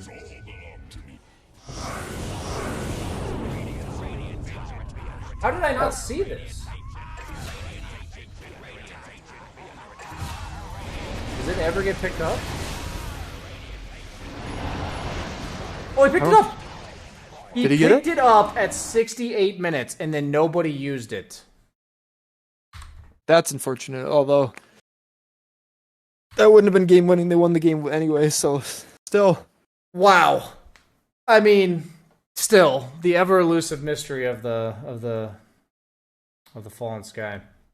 Well, that is going to be it for me today, guys, in terms of casting the finals. We still have at least one more game. I thought we were going to a guaranteed 4-game series after the start of Game 2, but that is not what happened.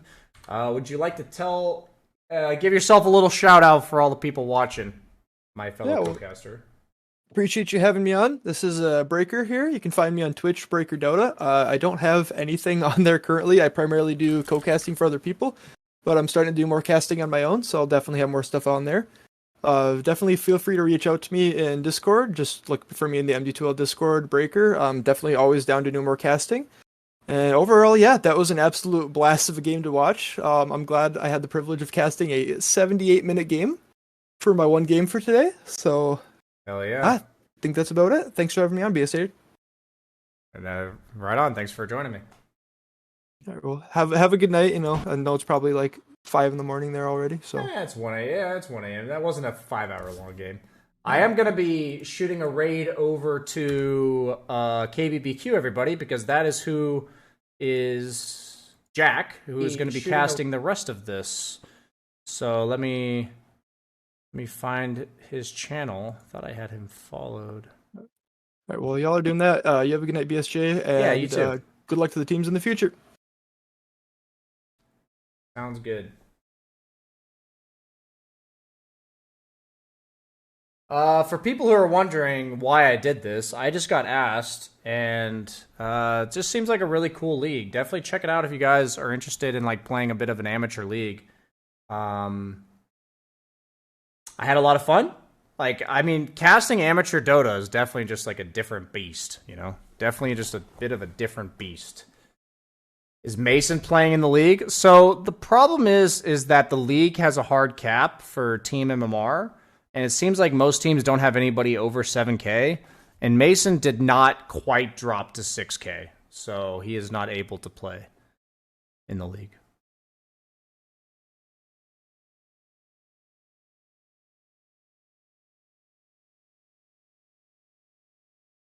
Right on Therapy is unavailable.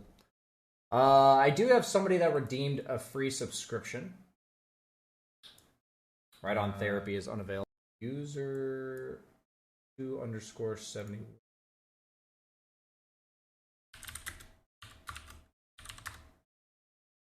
So gotta give that person a free sub. Thank you for watching the channel enough to get 200 and something thousand points. Where can we watch the next one? I am trying to look to raid KBBQ. Let me just message him. Are you streaming? I don't see you online. I'll look, I guess, in the Twitch section for Dota.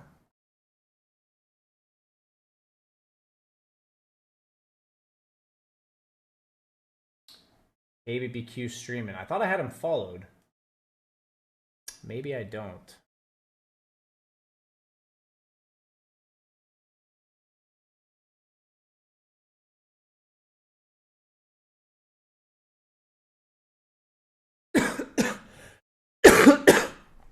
Excuse me.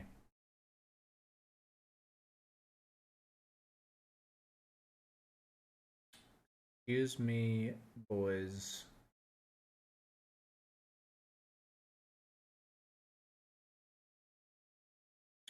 I don't see him on. Oh, nice. Okay. Cool. Okay, guys, we're going to go ahead and raid KBBQ. Thank you so much for watching, everybody. I hope you enjoyed the stream. It was just a little bit of a little fun extra thing on Sunday. I don't normally stream on Sundays, but, you know, when duty calls to supply some entertainment, that's what we're here for. So I'm glad you guys enjoyed it. It seemed like everyone had a lot of fun. I had fun. It's been a little while since I casted, so I will be back online tomorrow. Have a great night, everybody. Day, morning, whatever it is for you guys. And I'm going to go ahead and send you over to KBBQ, who will be casting the rest of the tournament. So in case you guys want to make sure you see the winners, just follow the raid over there. You guys will see it. Bye-bye.